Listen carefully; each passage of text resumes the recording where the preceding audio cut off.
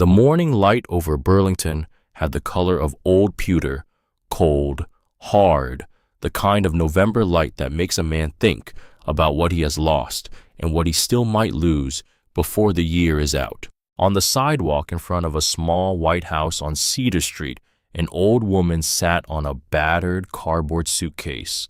The suitcase had belonged to her mother, and the handle had been broken for 30 years, mended now with a length of jute twine that her late husband had wound around it back in 1989. 2 cardboard boxes rested beside her. Inside those boxes was the whole of her life, or what remained of it. Her name was Adelaide Thornwood. People who had loved her called her Addie. There were not many of those people left. She was 70 years old. She wore a thin gray coat that had been a good coat once, 15 winters ago. Her hair, which had once been auburn, was now the color of birch bark in winter. Her hands folded on her lap were the hands of a woman who had worked, who had cooked 10,000 suppers and washed 20,000 dishes and held 2 babies and 1 dying man, and never once in all those years asked anyone for anything. She had $56.38 in her purse. She did not yet know that within 3 hours she would be the laughingstock of every real estate investor in Chittenden County. She did not yet know that by nightfall she would be sleeping on a floor with a family of raccoons. She did not yet know that the worst thing that had ever happened to her was in fact the beginning of everything that would matter. She only knew that the door behind her was locked, and that the locks had been changed by her own children, and that the wind coming off Lake Champlain smelled like the end of something. The story of how she got to that sidewalk begins as so many American stories do, with a man who loved her. Harlan Thornwood had been a civil engineer. He had built bridges, concrete and steelwork, mostly up and down the Champlain Valley, and once a small spans project down in the Adirondacks. He was a quiet man, the kind who measured twice and spoke once, and he had loved Adelaide from the spring of 1969 until the autumn of 2016, when the cancer in his pancreas finally finished what it had started 2 years before. They had built a life on Cedar Street, 3 bedrooms, a garden out back where Harlan grew tomatoes and Adelaide grew roses, 40 years of suppers at the same oak table, 2 children raised, fed, schooled, sent off into the world to become whatever they would become, a son named Garrett, a daughter named Camilla. Adelaide had worked 31 years as a librarian at the University of Vermont. She knew the Dewey Decimal System the way a sailor knows the stars. She had handled rare books with cotton gloves. She had taught generations of freshmen how to use the microfiche back when there was such a thing, and how to navigate the online catalog when there wasn't. She had retired in 2014 with a small pension and a sheet cake and a brass plaque that now sat in a box somewhere her children had not bothered to keep. When Harlan died, the house was paid off, free and clear. He had made sure of that before the morphine drip became permanent. On his last good afternoon, when the autumn sun came through the bedroom window the way it only does in Vermont in late September, he had taken her hand. His own hand was already lighter than it should have been. He had looked at her with eyes that knew exactly how short the time was. "Don't let anyone take this house from you, Addie," he said. "Not anyone. Promise me." She had promised him. She had broken that promise 6 months ago. It was Garrett who started it.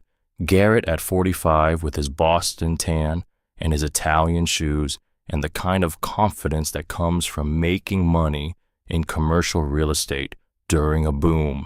He had come up to Burlington for a Memorial Day weekend in May, and he had brought Camilla with him, and they had sat at her kitchen table over coffee and pumpkin bread, and they had explained that they were only trying to help. "Mom," Garrett had said, and he had the voice of a man explaining interest rates to a child, "if anything happens to you, the probate will be a nightmare. Vermont estate law, legal fees, months of hassle. We're just thinking ahead." Camilla had nodded. Camilla, a Hartford attorney, had nodded the way attorneys nod when they have already won. It's a simple quitclaim, Mom. We file it at the town clerk's office. Both our names go on the deed beside yours. That's all. You still live here. Nothing changes. Nothing changes. Those were the words. Adelaide remembered them later, sitting on her cardboard suitcase, and they sounded like the words of a hunter calling a deer. She had signed, because they were her children, because she had carried them, because Garrett had been a colicky baby and she had walked him for 40 straight nights when he was 3 months old, and Camilla had broken her arm falling out of an apple tree when she was 8, and Adelaide had sat with her in the emergency room and stroked her hair while they set the bone, because love, she believed, was the one currency that did not depreciate. She had been wrong about that. She had also been wrong, she would discover, about the date. On the morning of November 3rd, 2019, the children came back. They came together this time. They came with a man in a navy blue suit and a manila folder, and the man introduced himself as a real estate agent, and Adelaide looked at her son's face and knew, in the way a woman of 70 knows things, that something had ended that she had not understood was ending.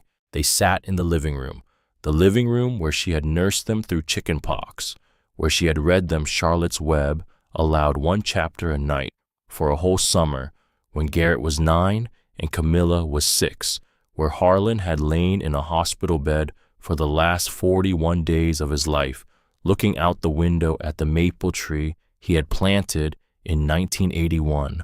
Mom, Garrett said, we've decided to sell the house. Adelaide did not speak. She watched his face. She watched Camilla's face. She watched the agent's face. She had been a librarian for 31 years. She knew how to read. The market is good right now, Camilla said. 485,000. That's an excellent number. We can use the proceeds to put you somewhere comfortable. An assisted living facility in South Burlington. Lovely place. Lovely. Whose decision was this? Adelaide asked. The silence was small, but it was not empty. Mom, Garrett said, it's not safe for you here. Alone. The furnace is 20 years old. The roof is going. We can't keep dropping everything every time you call. I haven't called either of you in 4 months. That's part of the problem, Camilla said. Adelaide looked at the agent. The agent looked at his shoes. She looked back at her son. How long, she said. How long what? How long have you been planning this? Garrett's jaw did the thing it had done when he was 12 and was caught lying about a broken window, a tiny muscle just below the ear. She had not seen it in 30 years, but she recognized it. A few weeks, he said. A few weeks, Adelaide said. She stood up. She walked to the dining room. The agent had laid his manila folder on the dining room table. She did not touch the folder. She did not have to. The corner of a document was sticking out, and on that corner was a date printed in small black letters, and the date was October 12th. October 12th was 3 weeks ago, 3 weeks before her son had told her he had been planning this. For a few weeks, the document on the table had already been signed. She turned back toward the living room. She did not pick up the folder. She did not say what she had seen. She had been married to an engineer for 47 years. She understood the difference between a confrontation she could win and an inspection she should make quietly. When do you need me out? She said. 2 weeks, Garrett said. The buyer wants it empty. November 15th. All right, Mom, Camilla said. We're not the bad guys here. We're trying to do what's best for you. Adelaide looked at her daughter for a long time. Camilla had her father's eyes, brown, almost black at the center. Harlan's eyes had been the kindest eyes Adelaide had ever seen. Get out of my house, Adelaide said, quietly, without raising her voice. All 3 of you, get out. They left. She sat in the living room until the light changed. For the next 12 days she packed in silence. She had no money to hire help and no inclination to ask for any. She sorted through 40 years of life the way a coroner sorts through evidence. Some things she kept, most things she could not keep because she had nowhere to put them. The good china that her mother had given her in 1969 went into a box for goodwill. The quilt she had hand-stitched the winter Camilla was born went into a trash bag.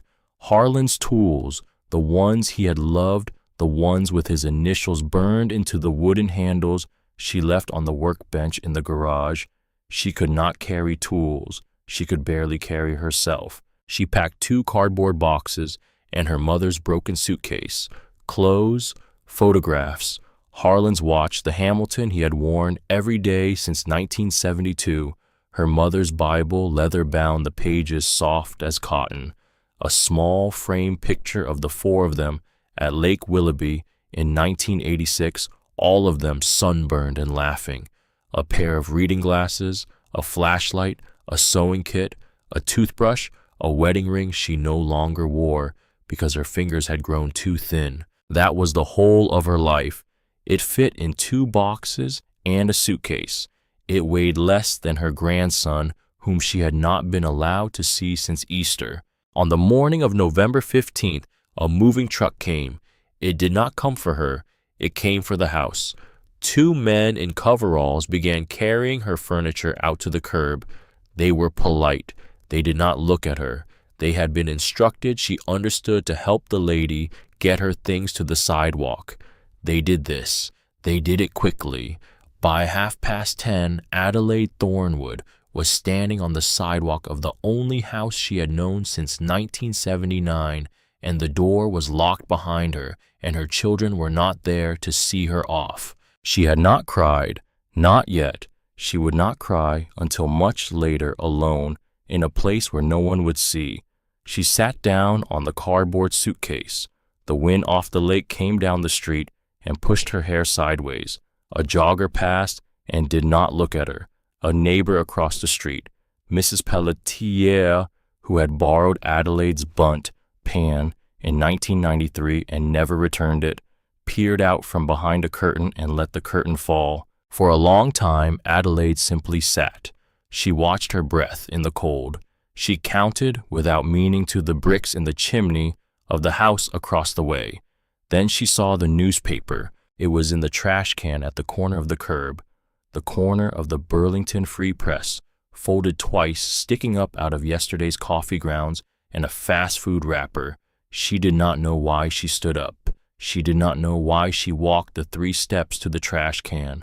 She did not know why she reached down and pulled the newspaper free. She would think later that something had moved her. Not God exactly, but something, some old part of herself, the part that had survived her mother's drinking and her first husband's death in Korea and the miscarriage in 1977 nobody but Harlan had ever known about. Some old stubborn part that had decided without consulting the rest of her that she was not finished yet. She unfolded the paper. The headline on the back of the classified section in small letters between an ad for snow tires and a notice about the Rotary Club pancake breakfast read, Chittenden County to auction condemned properties. Minimum bid $1. The auction was at 2 o'clock that afternoon at the County Administration Building, 8 blocks away. Adelaide read the notice twice. She read it a 3rd time. Then she folded the newspaper carefully and put it into the pocket of her thin gray coat. She picked up her cardboard suitcase, balanced the 2 boxes on top of it, and began to walk. She walked the 8 blocks because she had no money for a taxi and no friend to call. The suitcase wheels caught on every crack in the sidewalk. The boxes were heavy. By the time she reached the corner of Pine Street, her arms were burning and her breath was coming hard. She stopped to rest on a bench outside a coffee shop. A young woman inside the coffee shop saw her through the window and looked away. Adelaide had never felt so invisible in her life. She arrived at the County Administration Building at 1:45 in the afternoon. The building was squat brick with a flag out front and a smell of bureaucracy inside that no amount of air freshener could cover. A handwritten sign in the lobby pointed her toward the basement. Auction today, room B12. She dragged her suitcase down 2 flights of stairs because the elevator was out of service. Room B12 was a long, low room with fluorescent lights and folding chairs and a podium at the front. By the time Adelaide arrived, there were already about 30 people in the room, mostly men, mostly in their 30s and 40s, business casual, khakis and polo shirts, and the kind of soft leather jackets that men wear when they want to look like they don't care about money, but in fact care about nothing else. She found a chair in the back row. She sat down quietly. She did not take off her coat. The men in the front rows were talking loudly, comparing notes, laughing about a property someone had bought last month, the basement of which had turned out to be full of asbestos. One of them, a younger fellow with a Bluetooth thing in his ear, was telling the man next to him about a flip he had just closed in Winooski. Nobody looked at the old woman in the back row. Nobody saw her at all, except one man. He was sitting 3 rows up on the aisle. He was older than the others, mid-50s perhaps. He wore a charcoal gray suit that had not come from any store within 100 miles of Burlington, and on his left wrist there was a watch that caught the fluorescent light in a way that no department store watch ever would. The watch was a Patek Philippe. Adelaide did not know that. She only knew that the watch was the kind a man wears when he is telling the world something specific about himself. The man turned in his seat. He looked back casually, the way a man looks back when he is pretending to scan the whole room. His eyes passed over Adelaide. Then they came back. They settled on her for the smallest part of a second. Then they moved on. She did not know yet that his name was Roland Kessler.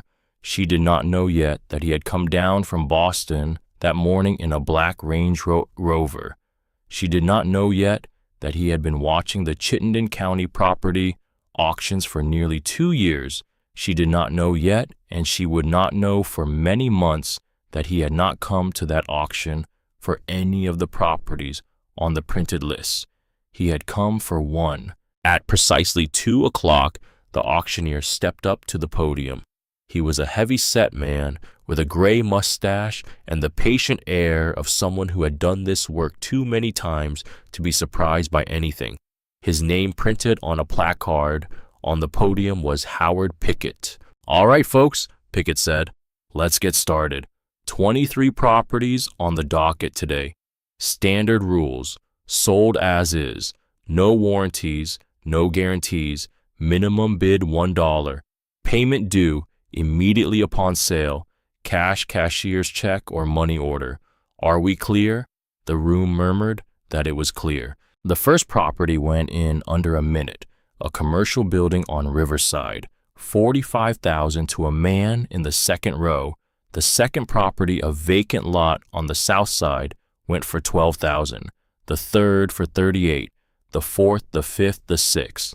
Adelaide watched. She did not move. She did not raise her hand. She was learning. She had been a librarian. She knew how to learn. She watched the bidding patterns. She watched which men nodded and which men raised their hands and which men held their cards close.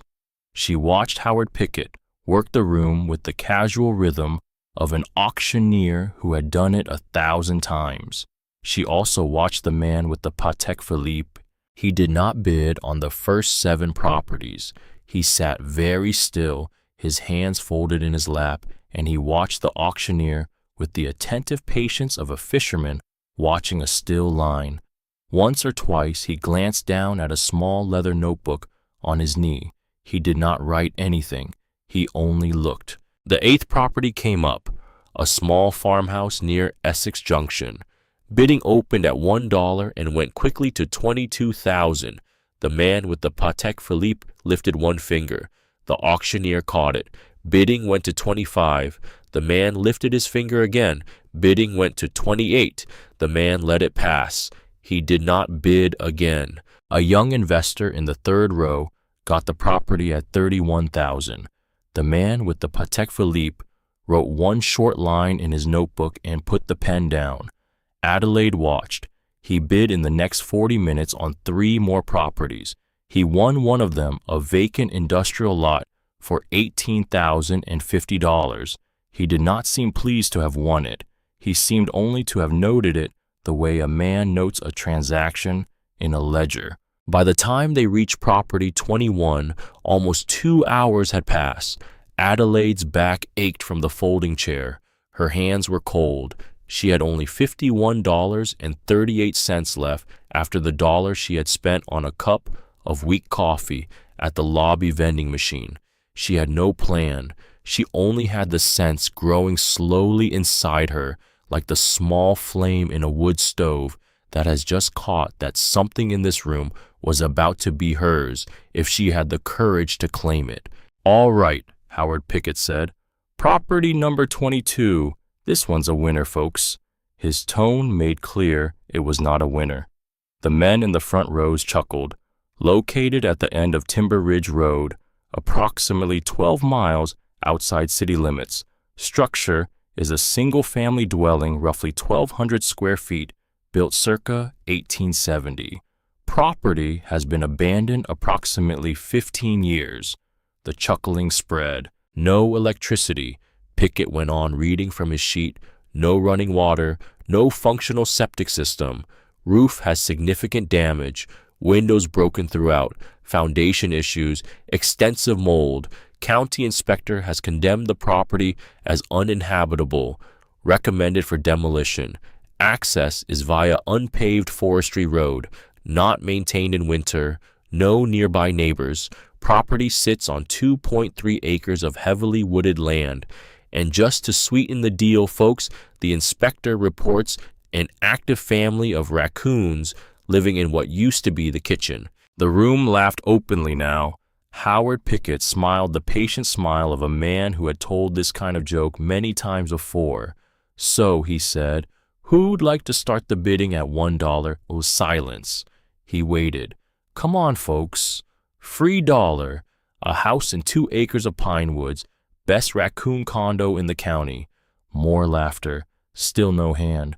"Going once at no bid then. Going twice. We'll move on to the last property." And Adelaide's hand was halfway up before she had decided to raise it. It surprised her. The hand, as if it belonged to some other woman, a younger Adelaide, perhaps the one who had stood up in the 7th grade and told the teacher that the answer in the textbook was wrong.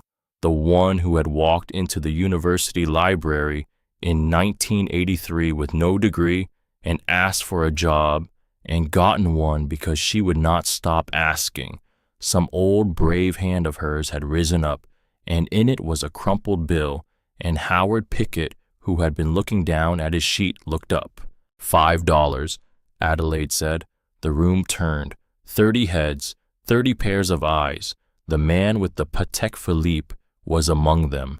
He did not laugh. He did not smile. He looked at her with a kind of quiet, focused interest, the way a hawk looks at the small movement in a field of grass. "I'm sorry, ma'am," Howard Pickett said. "Did you say $5? I did."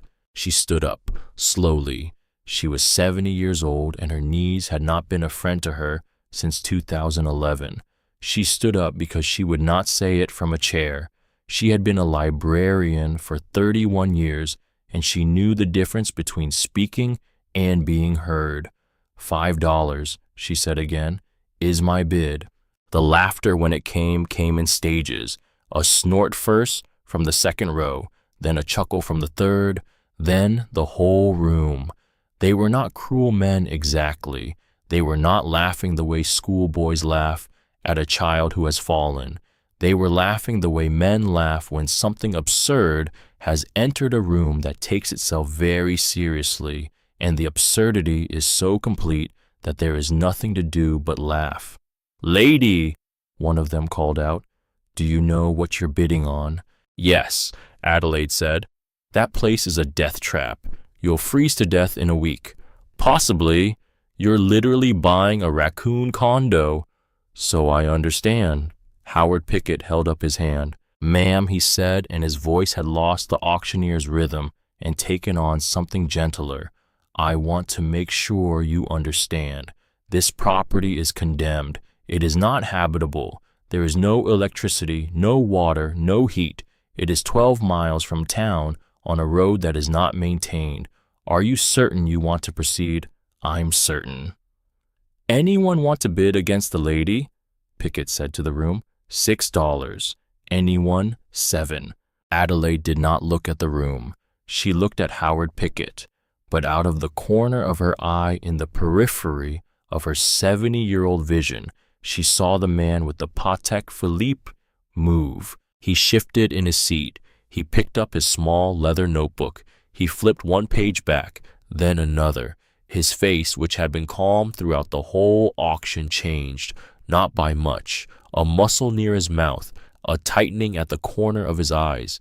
He looked down at whatever he was reading. He looked up at Howard Pickett. He looked at Adelaide. His hand started to rise.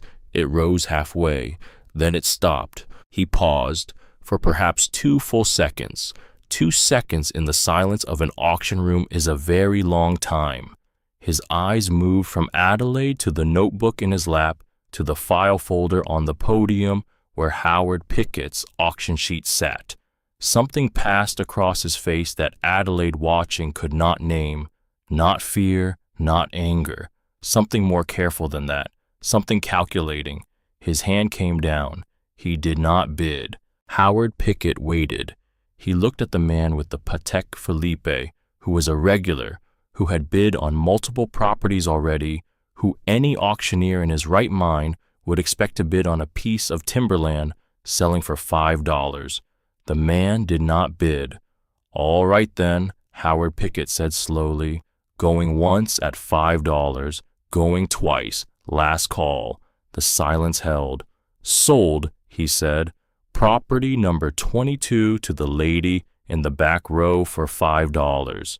The room burst into applause. It was the kind of applause that is also laughter. The men were clapping for the spectacle of it, for the strangeness, for the story they would tell their wives that night over dinner. The old lady who bought a raccoon house for $5. Can you believe it? Adelaide walked to the front of the room. She walked slowly because her knees ached and because she would not hurry. She unfolded her thin wallet. She took out 5 wrinkled $1 bills. She laid them on the podium in front of Howard Pickett. I'll need to see identification, Pickett said quietly, and you'll need to sign the transfer paperwork. All right. He looked at her for a moment, just looked, not unkindly. Ma'am, he said very low, are you sure? I have been more sure of less, Mr. Pickett. He smiled a small, sad smile and slid the paperwork toward her. She signed. Her hand was steady. She had not been so steady in years. Behind her, the auction continued. The 23rd property sold for $42,000. The room began to disperse. Men gathered their jackets, made phone calls, slapped each other on the back.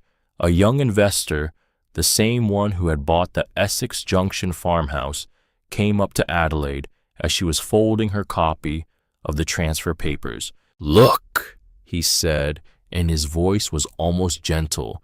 I don't know what your situation is, but that place is dangerous, genuinely dangerous. The floor is rotted through. The roof has a hole the size of a card table. There's no heat, nothing. You'll get hurt, or worse. Thank you, Adelaide said. At least let me give you a ride somewhere. The shelter on Pearl Street, maybe? I have a place to go. Lady, please. I have a place to go. He looked at her. He shook his head. He walked away. She picked up her cardboard suitcase. She balanced the 2 boxes on top. She walked toward the door of room B12. She did not see the man with the Patek Philippe leaving by the side stairs. She did not see him take out a cell phone in the lobby.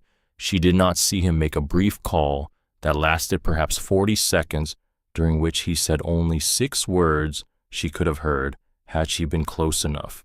The 6 words were these: she bought it, get a car. In the parking lot of the county administration building, the wind had picked up.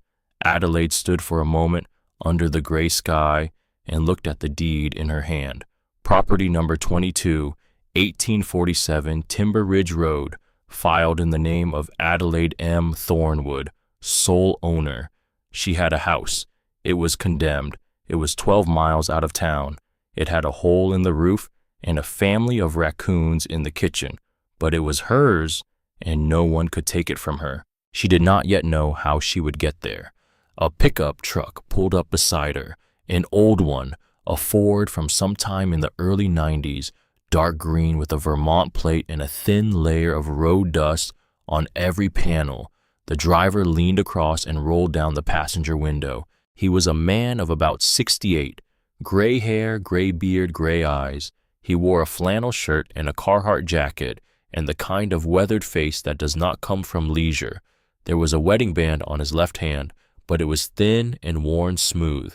"Ma'am," he said, "my name's Silas Buchanan. I run the general store out at Bear Hollow. I heard there was a lady who just bought the old place on Timber Ridge." She looked at him. She did not know him. "News travels," he said simply. "In a town this size. I'm headed home. I go right past your road. I can give you a ride." "I can't pay you." "Didn't ask you to." She studied him. She had been a librarian for 31 years. She knew how to read faces. There was nothing in his face she did not trust. "Thank you," she said. "I would appreciate that." He got out of the truck. He came around. He lifted her cardboard suitcase into the bed of the pickup and her 2 boxes, and he did not ask why an old woman in a thin gray coat was carrying everything she owned into the cold. He only worked, quickly and quietly. She climbed into the passenger seat. The cab smelled of pipe tobacco and motor oil and something else, something old and clean, perhaps cedar. He shut his door. He put the truck in gear.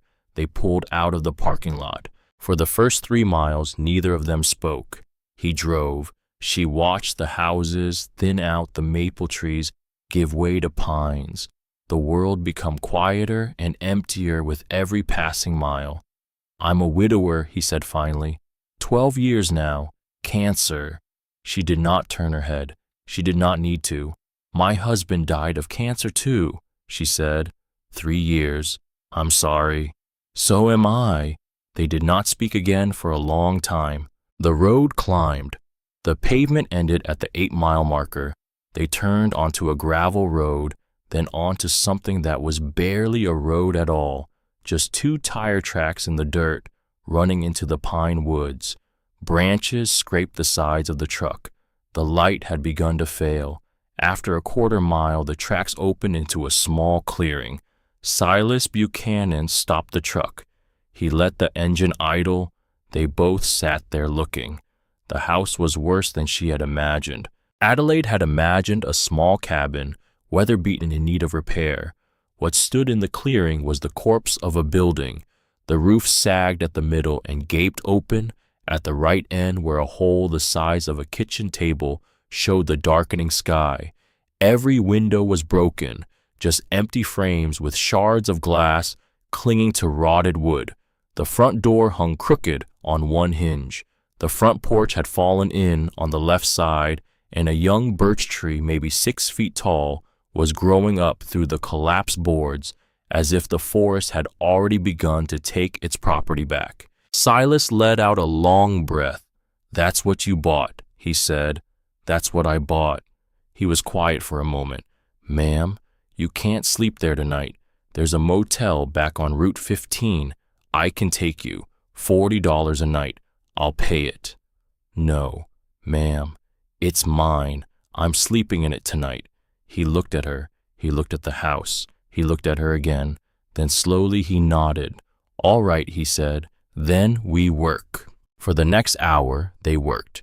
He had a flashlight in the glove box and a tarp in the bed of his truck and a coil of rope and a hammer and a small camp lantern with batteries. He pried open the front door with a crowbar. He swept the worst of the broken glass off what had been the living room floor. He climbed onto the porch roof, the part that was still standing, and rigged the tarp over the hole in the main roof with the rope and a handful of bent nails. It would not last a winter. It would last a night. The inside of the house when she went in was worse than the outside. The smell was the first thing. Rot, mold, the ammonia of animal urine. Underneath it, the colder smell of long abandonment, of damp wood and rusted iron and rooms that have not been warmed in 15 years. The floor of the main room was littered with leaves and pine cones and the small bones of mice. There were holes in the boards where rot had eaten through. In the kitchen at the far end, she heard something move, something larger than a mouse. She turned her flashlight that way and saw on top of a leaning cupboard the green gold eyes of a mother raccoon and 3 smaller pairs beside her. "This is my house now," Adelaide said aloud to the raccoon, "but you can stay one more night." The raccoon chittered back at her. Silas almost laughed. He helped her clear a space on the floor of the main room, about 6 feet square, sweeping the worst of the debris with a pine branch. She laid out her thin coat as a ground cloth. She opened one of her cardboard boxes and took out a blanket. She set Harlan's watch and her mother's Bible on the floor beside her, the 2 most precious things she owned. "I'll come back tomorrow," Silas said. "Check on you." "You don't have to." "I know I don't have to." He set the lantern beside her. He set a bottle of water beside that. He took a $20 bill out of his wallet and pressed it into her hand before she could refuse. "For the camp store down the road. Tomorrow. It's 5 miles. Carol's place. Tell her Silas sent you." "I can't." "You can, and you will." He stood up. He looked at her for a long moment. "Mrs. Thornwood," he said, "forgive me for asking, but your family, is there anybody—" "No," she said. "There isn't." He nodded slowly. He did not press. "I'll be back," he said. He walked out. She heard his boots on the broken porch. She heard the truck door open and close. She heard the engine start, and the headlights swept across the broken windows of her house, and then the engine sound moved away through the trees smaller and smaller until it was gone. She was alone. She sat on her coat. She pulled the blanket around her shoulders.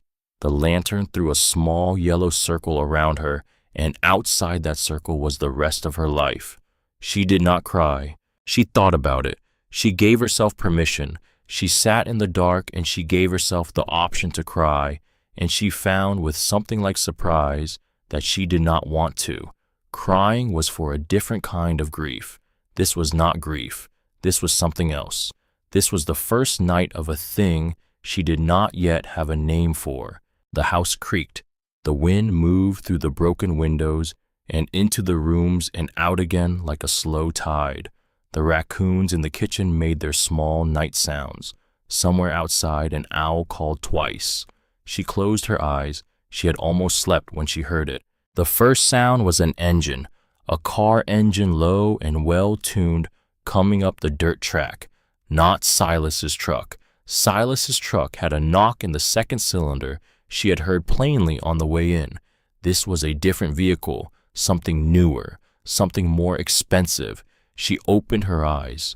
The headlights swept across the broken windows, white bright, the kind of cold white that comes from new halogen bulbs. They paused. They held on the front of the house for perhaps 8 seconds.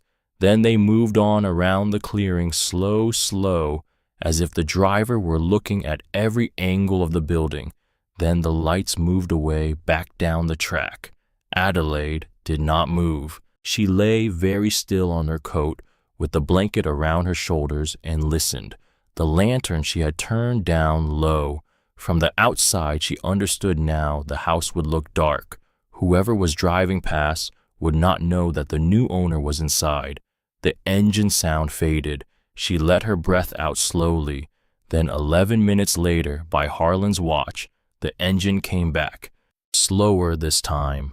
The headlights again. Across the broken windows again. The vehicle stopped this time in front of the house. The engine idled. Adelaide could hear it through the open windows. She could hear faintly the murmur of a voice inside the vehicle. Just one voice, speaking on a phone perhaps. She could not make out the words. The engine cut. For a long moment there was only the wind in the pines. Then she heard the car door open, quietly. Not the sharp slam of a man in a hurry, the careful, soft click of a man who does not want to be heard. Footsteps on the path to the house, slow, deliberate, the crunch of dry leaves and gravel. She counted them. 1, 2, 3, 4, 5. Then a pause, then 2 more, then a longer pause, then the sound of a boot testing the broken porch. A floorboard groaned. Adelaide reached very slowly for the cold iron poker that Silas had left propped against the wood stove. Her hand closed around it. She did not breathe. The footsteps stopped. Whoever was on the porch was now standing, perhaps 8 feet from the broken front door. He was listening. She knew it, the way prey knows a predator. He was standing very still and listening for any sound from inside. She did not move. She did not breathe. The lantern was turned so low it threw almost no light. Her body in the blanket on the coat on the floor would look to a man peering through a broken window in the dark like nothing more than another pile of debris. He stood there for what felt like a long time. Then she heard him exhale, a man's breath, slow, controlled. Then the footsteps started again, back across the porch, down the path. Each step careful, unhurried, the way a man walks when he has finished what he came to do or has decided to come back another night. The car door clicked open and clicked shut. The engine started. The headlights came on once more, swept once across the windows, and were gone. The sound of the engine moved away through the trees, smaller and smaller, and Adelaide lay in the dark, with her hand on the iron poker and her heart for the first time since she had stepped onto the sidewalk that morning beating very hard. She did not sleep that night. She watched the dark windows, and she listened for the engine to come back, and she thought of many things, but the thing she thought of most was this. She thought of a man at an auction in a charcoal gray suit and a Patek Philippe watch who had begun to bid on her house and had stopped. She thought of his hand halfway raised. She thought of what it would mean in a town this size for a man like that to take an interest in a piece of land that was supposed to be worthless. She thought too of her son Garrett, of the way his jaw had tightened on November the 3rd, of the document on the dining room table dated October the 12th. She did not yet have the answer to any of these questions, but she had the beginning of a feeling, the cold, clean, slow-building feeling that an old librarian gets when she has pulled 3 books off a shelf at random and discovered on the 3rd page of each the same unusual name. Somewhere in the dark, out beyond the broken windows of her $5 house, the owl called again. Adelaide Thornwood, 70 years old, widow disinherited, alone in a condemned cabin in the Vermont woods, tightened her grip on the iron poker and waited for morning. She would not know for many months exactly what she was waiting for, but she had already begun. Morning came gray and slow over Timber Ridge Road. Adelaide Thornwood woke with the iron poker still in her hand and her body so cold she could not at first feel her fingers. The blanket had slipped during the long hours. She had drifted in and out of something that was not quite sleep. The lantern had burned down to a low orange smolder. Through the broken windows the pine woods stood pale and stiff with the first hard frost of the year. She did not move for several minutes. She listened. There was no engine. There were no footsteps, only the wind in the pines and the distant steady chuckle of water over rocks somewhere beyond the trees. She sat up. Her back protested. Her knees did worse. She had slept on a wooden floor at 70 years old, and her body now informed her, in the specific language of pain that bodies use, that it had not approved of this decision. She set the poker down. She pulled the blanket around her shoulders. She stood up slowly, the way old people stand up after a hard night, one joint at a time. She walked to the broken front door. In the gray light of morning, she examined the porch, the boards she had heard a man stand on the night before. She knelt down carefully and looked. In the soft layer of leaf dust on the porch between the rotten boards, there was a single boot print, not Silas Buchanan's. Silas had worn worn-down work boots with rounded heels. This print was sharper. The tread was crisp, deep, and clean, the kind of tread that comes off an expensive hiking boot bought at a sporting goods store in a city. She looked at the print for a long moment. She did not touch it. Then she stood up and she began to think. She had been a librarian for 31 years. She knew perhaps better than most the value of paying attention to small things. A misshelved book, a pencil mark in a margin, the date stamp inside the back cover that did not match the others. These were the kinds of clues that, taken alone, meant nothing. Taken together, they could tell a story. She had 3 clues now. One, a document on her dining room table dated October the 12th, 3 weeks before her son had told her he had been planning the sale for a few weeks. 2, a man in a charcoal gray suit who had raised his hand to bid on her property and then, without explanation, had not. 3, a boot print on her porch left by a man who had come in the dark and stood listening to a condemned house in the middle of the woods. She did not yet know what story these clues were telling, but she had spent her whole working life among books, and she had learned that a story always begins to tell itself if you are patient. She turned back into the house. Her breath made small clouds in the cold air. She was hungry. She was thirsty. She had $51.38 to her name, plus the 20 Silas Buchanan had pressed into her hand. There was no time now for thinking. There was only time for surviving. She set Harlan's watch beside the lantern. She squared her shoulders. She went to work. The first 3 weeks were the hardest weeks she had ever lived. She walked the 5 miles to Verna Holloway's camp store on the second morning.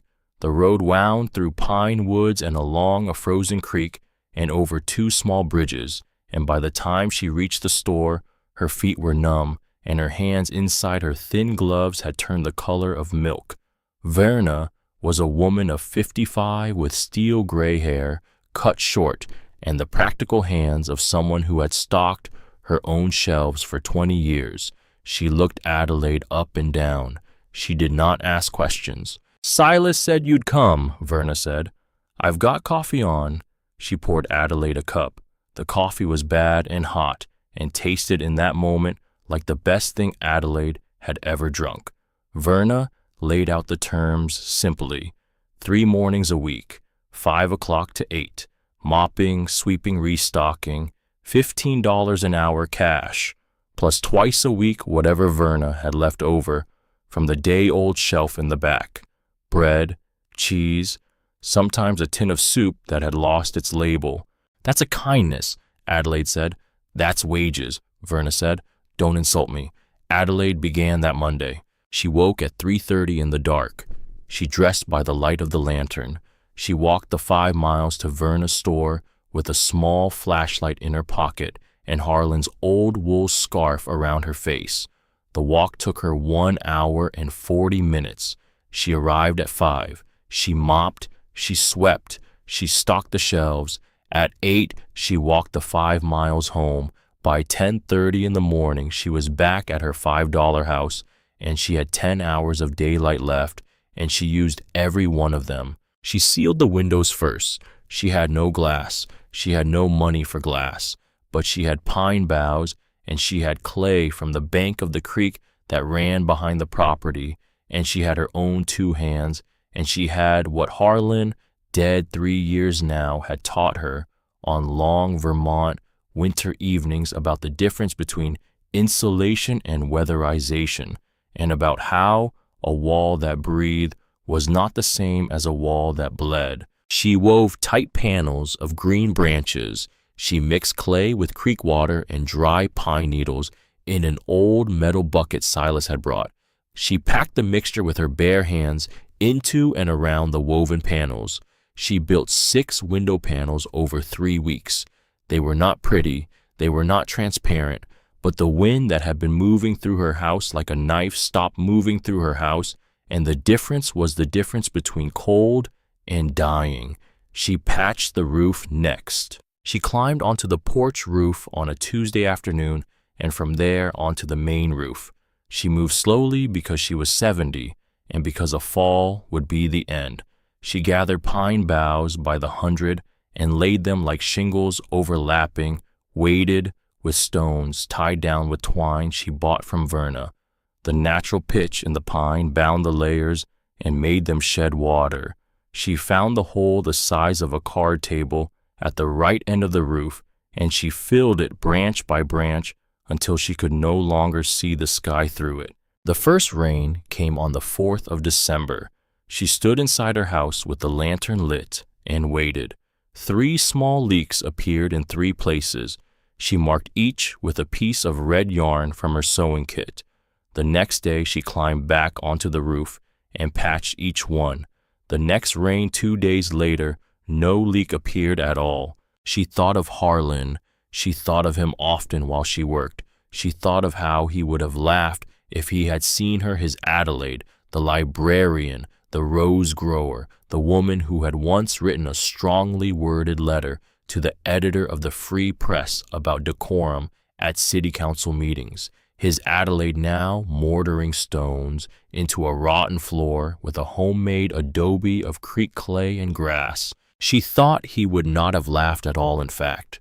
She thought he would have stood and watched her work, and at the end of the day, he would have laid one of his quiet, careful hands on her shoulder and said, "That's good work, Addie. That's real good." She missed him in those weeks the way a woman misses oxygen. She kept working. Silas Buchanan came every Saturday. He never came empty-handed. The first Saturday, he brought an old kerosene lamp he said he could not use. The second, he brought a wool blanket heavy and army green that he said had been in his garage for 15 years.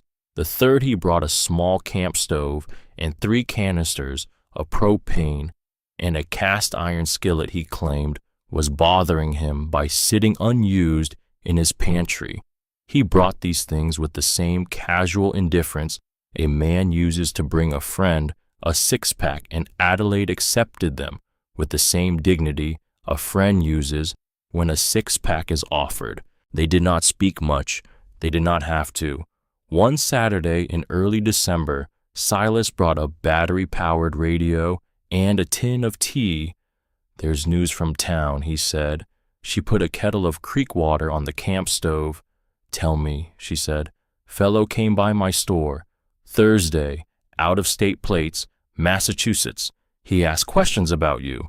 She did not turn around. She set out 2 tin cups. "What kind of questions?" "Oh, how often I see you, whether you have family in town, whether anyone's helping you out, whether you've taken up with anybody at all. What did you tell him? That I don't gossip about my customers. What did he look like? Mid-50s, charcoal gray suit, the kind of haircut you don't get in Burlington. A watch I couldn't have bought with a year's profit." Adelaide poured the tea. "His name's Roland Kessler," Silas said. "I asked around after he left. He owns a development company, Heritage Land Partners, office out of Boston, but he's been buying up parcels in this part of the state for almost 2 years, mostly through Shell LLCs, mostly cheap, mostly remote. How many parcels? That I could find on the town records 11, all within 4 miles of where we're sitting." She set the cup in front of him. She sat down across from him on the crate she had been using as a chair. She wrapped her hands around her own cup and felt the heat move into her fingers. "He was at the auction," she said. "He started to bid on this property. He stopped." Silas nodded slowly. He had figured that out already. She could see it in his face. "Mrs. Thornwood," he said, "I don't want to alarm you, but the night you moved in, the night you said a vehicle came up the road twice. Yes, that wasn't somebody lost, wasn't a hunter, wasn't a neighbor. There aren't any neighbors out here." "I know." He drank his tea. He looked at her over the rim of the cup. "You ought to think about this carefully," he said. "Whatever's going on, whatever he wants from this piece of land, you ought to think about it." "I am thinking about it." "All right." He set the cup down. "I just wanted you to have the name," he said. "Roland Kessler, Heritage Land Partners." She wrote the name down that evening in a small notebook she had bought from Verna for 90 cents. She wrote it carefully in the careful block letters of a woman who had once cataloged 10,000 books a year. She underlined it once. She did not yet know what to do with the name, but the librarian in her had a place for it now. Roland Kessler came on a Tuesday. It was the 11th of December. The cold had deepened in the last week. The creek behind the property had begun to ice at the edges. Adelaide was on her hands and knees mortaring a flat creek stone into the kitchen floor where one of the boards had finally given up when she heard the engine. She knew it before she saw it. She set down her trowel. She wiped her hands on her apron. She stood up slowly and went to the front of the house and stepped out onto the porch she had spent 2 weeks rebuilding board by board. A black Range Rover was pulling into her clearing. It stopped 20 feet from the porch. The engine cut. A man got out. He was wearing the charcoal gray suit she remembered, and over it now a long camel overcoat, and on his wrist the same Patek Philippe watch. He shut the door of the Range Rover with the same soft, careful click she had heard in the dark 3 weeks before. He smiled. It was a businessman's smile, the kind of smile a man wears when he has come to do you a favor that is actually a favor to himself. "Mrs. Thornwood," he said, "my name is Roland Kessler. I wonder if I might have a few minutes of your time." She did not invite him in. She stood on her porch in her apron with creek clay drying on her fingernails and looked down at him. "I know who you are, Mr. Kessler." That stopped him. Only for a second. He recovered well. She would have to remember that. "Then you know I'm in the development business," he said. "I'll come straight to the point. I'd like to make you an offer on this property." "I'm not selling." "Mrs. Thornwood, please hear me out. I'm prepared to offer $75,000. Cash. Closing within 10 days. No realtor fees, no closing costs on your side. You could be in a heated apartment in Burlington by the end of the month." He said the figure the way a man says a figure he expects to settle a matter. $75,000 for a property the county had auctioned for $1 minimum bid. $75,000 for a condemned house with a hole in the roof and raccoons in the kitchen. $75,000 from a man who had not 3 weeks before been willing to bid 6. "That's a generous offer," she said. "It is, for a property that's worthless." His smile did not move, but his eyes did, just a fraction. "Mrs. Thornwood, 2.3 acres of timberland. The right buyer always exists. I'm that buyer. There's no mystery here." "There isn't." "No." "Then why didn't you bid against me at the auction, Mr. Kessler?" "You started to. I saw your hand." He paused. He took it well. He had probably negotiated through worse. "I made a different judgment at the time." "What changed?" "Nothing's changed. I've simply had 3 weeks to reflect on what a fair offer would be." She did not move from the porch. He did not move from the gravel. Between them, the cold air sat very still. "I'm not selling, Mr. Kessler." "Mrs. Thornwood, with respect, you're 70 years old, you're living in a condemned structure, and winter has not yet truly begun. I'm offering you a chance to walk away from this with money in the bank." "I am not walking away from anything." He looked at her for a long moment. She saw very briefly the calculation pass behind his eyes again the same way she had seen it at the auction. Then he produced a business card from an inside pocket and laid it on the porch railing. "Think about it," he said. "The offer stands until the new year." He got back into the Range Rover. He turned around in her clearing. He drove away. She did not pick up the card. She walked back into her house and closed the door. She finished mortaring the kitchen floor. Her hands, she noticed, were not entirely steady. Outside, the business card lay on the railing where he had left it, and the wind around dusk lifted it once and dropped it back, and that was where it stayed until Silas Buchanan on his next visit saw it and asked her about it. She told him everything. He listened. He did not interrupt. When she was done, he sat for a while looking into the fire she had built in the rebuilt wood stove. "He's not going to stop, Adelaide," he said. It was the first time he had called her by her first name. "I know. What do you want to do?" She thought about it. "I want to wait," she said. "Wait for what?" "For him to make a mistake." Silas looked at her. He nodded slowly. "All right," he said. "Then we wait." The storm came on the 18th of December. It had not been forecast, or rather, it had been forecast as a 4-inch event, the kind of snow that Vermont eats for breakfast. What arrived instead was the worst nor'easter to hit the Champlain Valley in 11 years. 18 inches of snow fell between 3 in the afternoon and midnight, driven on a wind that gusted to 55 miles an hour. The temperature dropped to 18 below zero by 10 o'clock at night. Adelaide had banked the wood stove. She had a pile of split pine she had been gathering for 6 weeks. She had her army green wool blanket and her tin of tea and her lantern, and she had begun to believe in the small, confident way of a woman who has not yet been tested that she had built a house that would hold.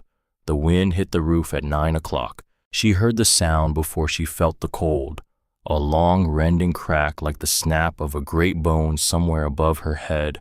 She looked up just in time to see a section of her pine bough roofing 3 feet by 4 feet lift like the lid of a box and tear loose into the night. Snow began to pour through the hole. The fire in the wood stove flickered, found new air surge for one moment, then began to die as the cold and the wind drove down through the open ceiling. Adelaide did not panic. She had been trained by 31 years among the books not to panic. She moved. She dragged her mattress, the pine bough mattress she had built on her crude wooden frame, into the back corner of the main room, the corner farthest from the hole. She piled the army blanket and her coat and every piece of clothing she owned on top of the mattress. She dragged the wood stove sideways, scorching the floor she had so carefully repaired until its small remaining heat was directed into the back corner. She climbed under the pile of cloth. The wind kept blowing. The hole kept growing. Snow drifted into the main room. By midnight, the temperature inside her house was probably 10 degrees Fahrenheit. By 2 in the morning, it was lower.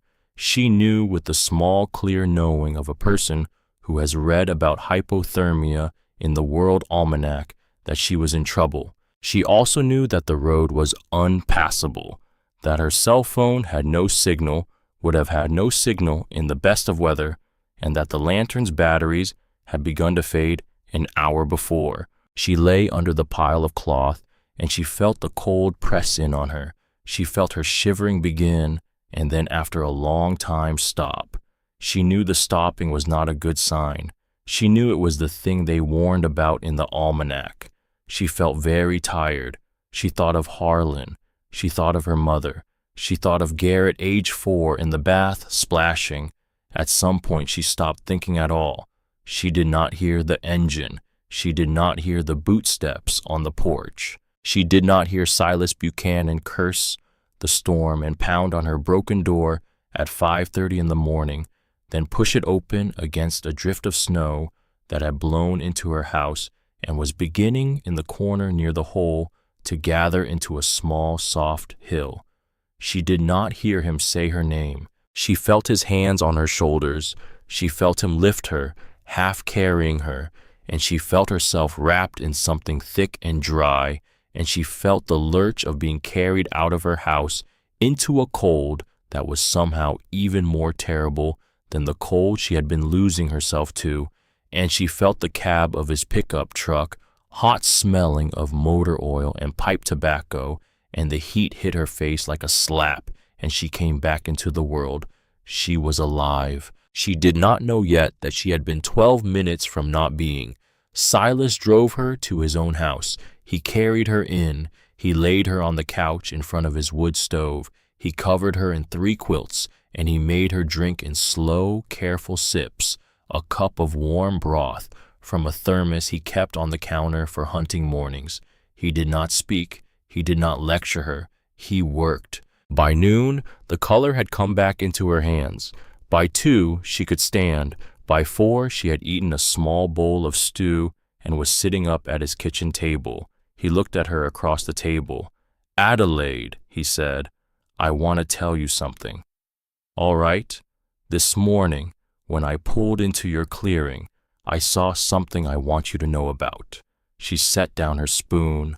The storm covered everything, the whole place, 18 inches at least, but the wind had drifted the snow in odd patterns the way it does in pines.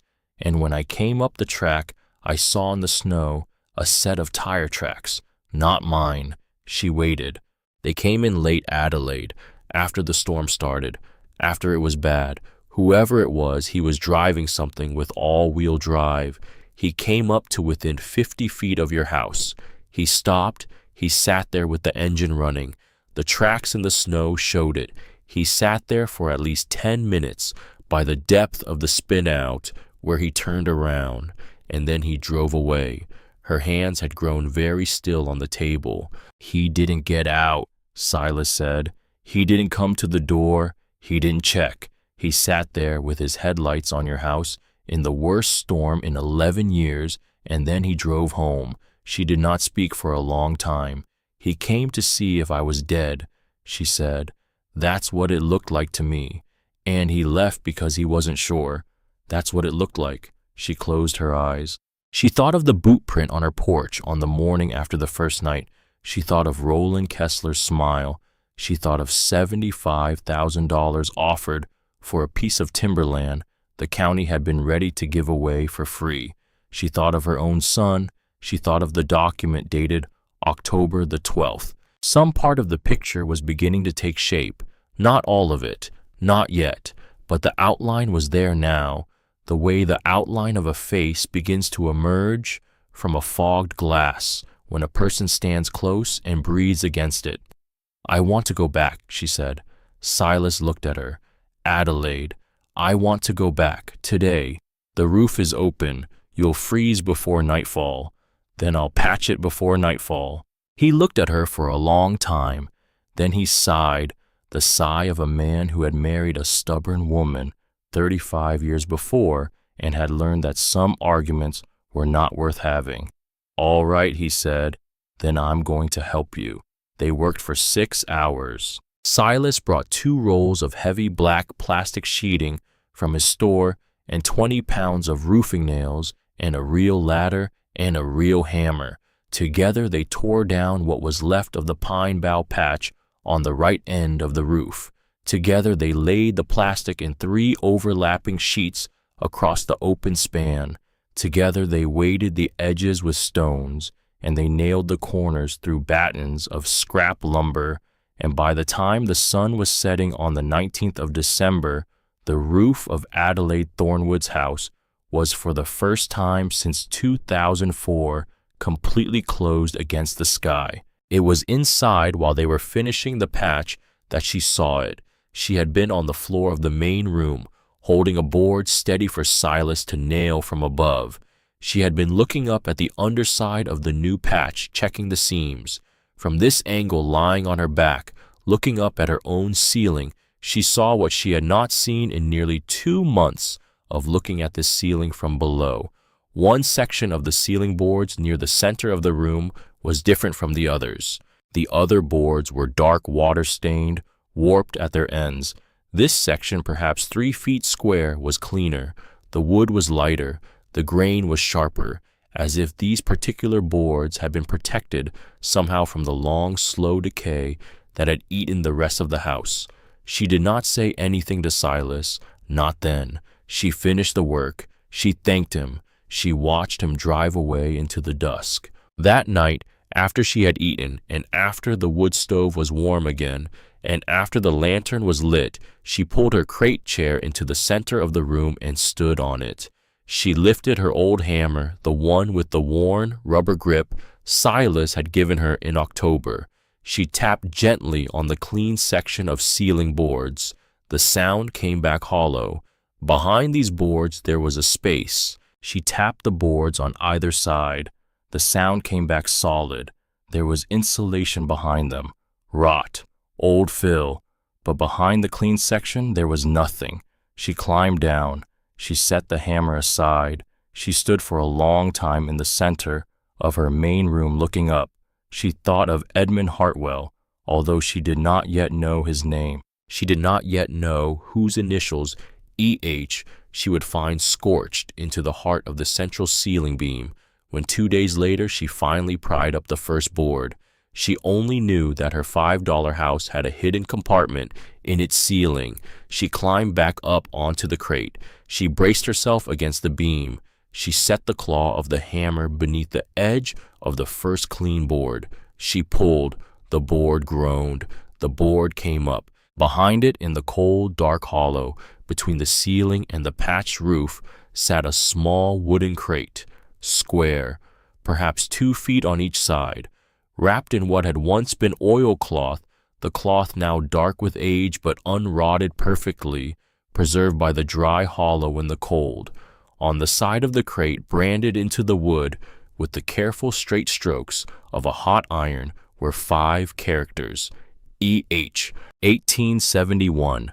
Adelaide Thornwood stood on a crate in the middle of her main room and looked at the crate above her head, and for a very long moment she did not move at all. Then, very carefully, with both arms, she lifted the small, heavy crate down into her hands. She set it on the floor. She sat on the floor beside it. The lantern light fell yellow on the old oilcloth. She did not even then open it. She did not understand yet what she had.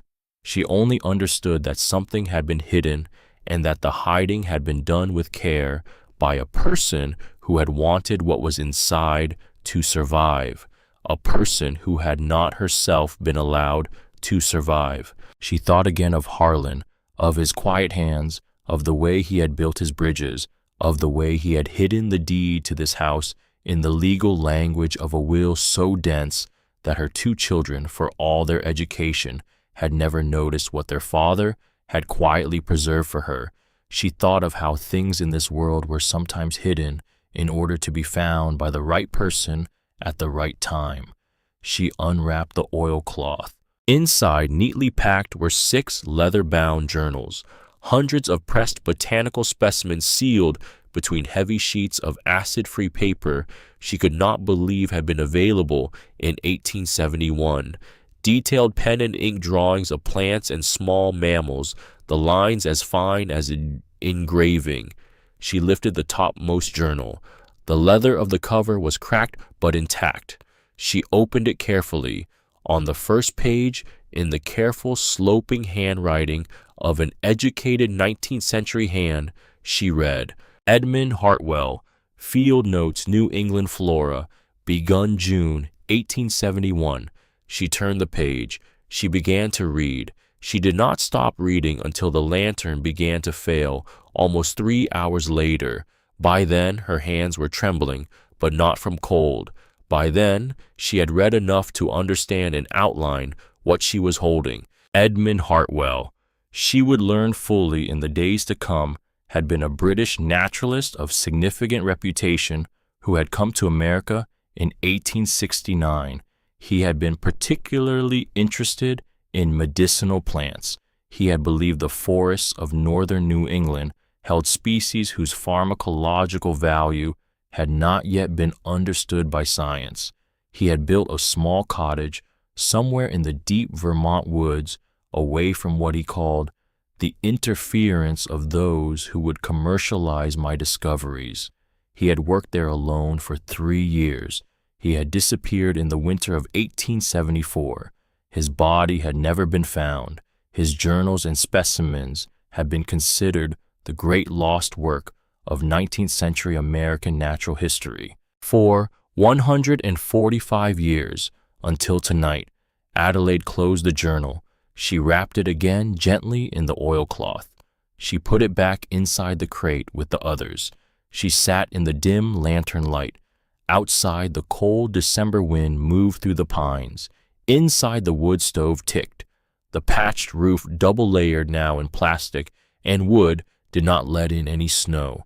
She thought of Roland Kessler. She thought of his offer of $75,000 for 2.3 acres of timberland that everyone but he considered worthless. She thought of the boot print on her porch. She thought of the tire tracks in the storm. She thought of her son. The picture that had been only an outline before was filling in now. Not completely, not yet, but the shape of it was becoming clearer. A man with money very specifically interested in this piece of land. A son who had moved to take his mother's house with paperwork dated weeks before the conversation. A bidder at an auction who had raised his hand and then, looking down at a file, had decided not to bid against a 70-year-old woman whose total resources were $5. There was something here. There was something here that her son knew and Roland Kessler knew and she had not yet known. Something that had nothing to do in the end with Edmund Hartwell's journals.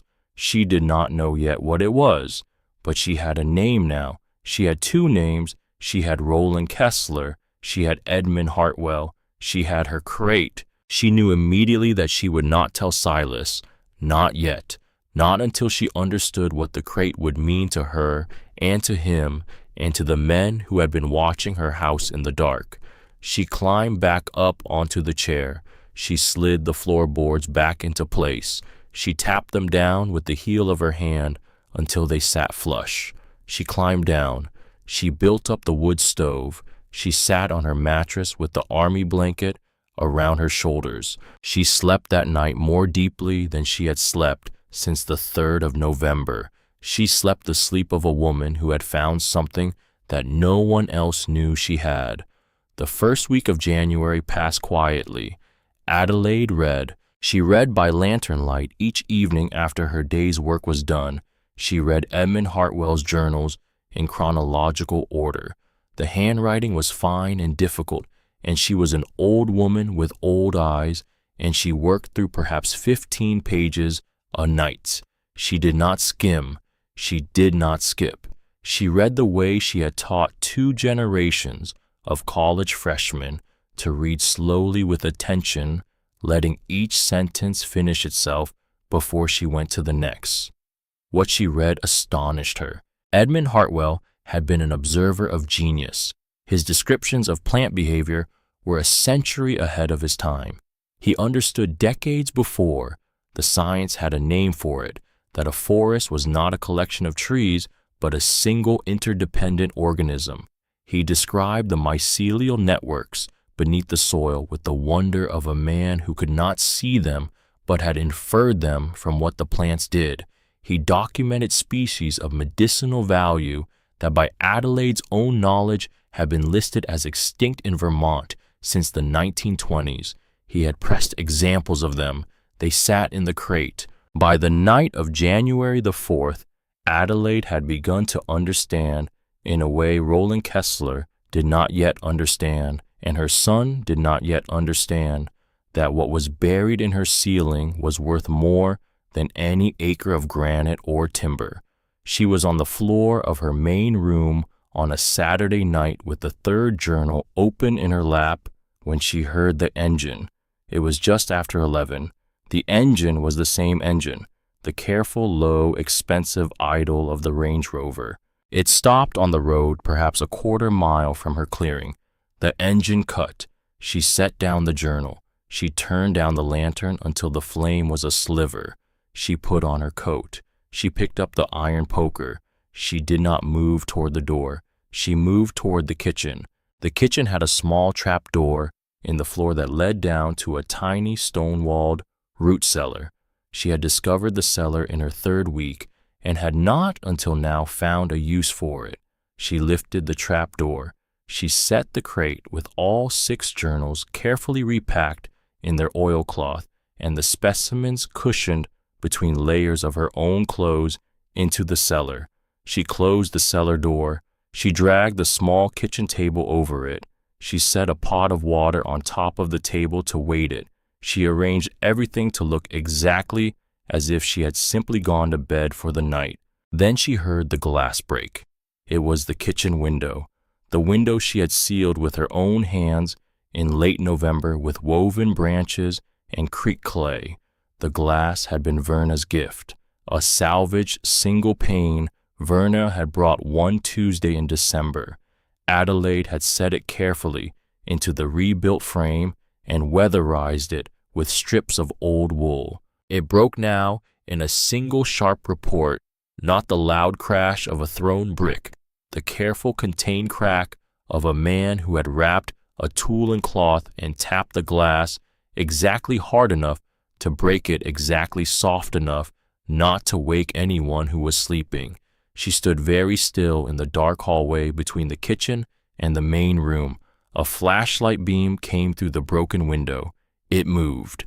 She saw the silhouette of a hand reach in through the empty frame, careful of the broken edges, and unlatch the simple hook she had used to secure the kitchen door from the inside. She saw the door, the back door, the door she rarely used, swing slowly inward.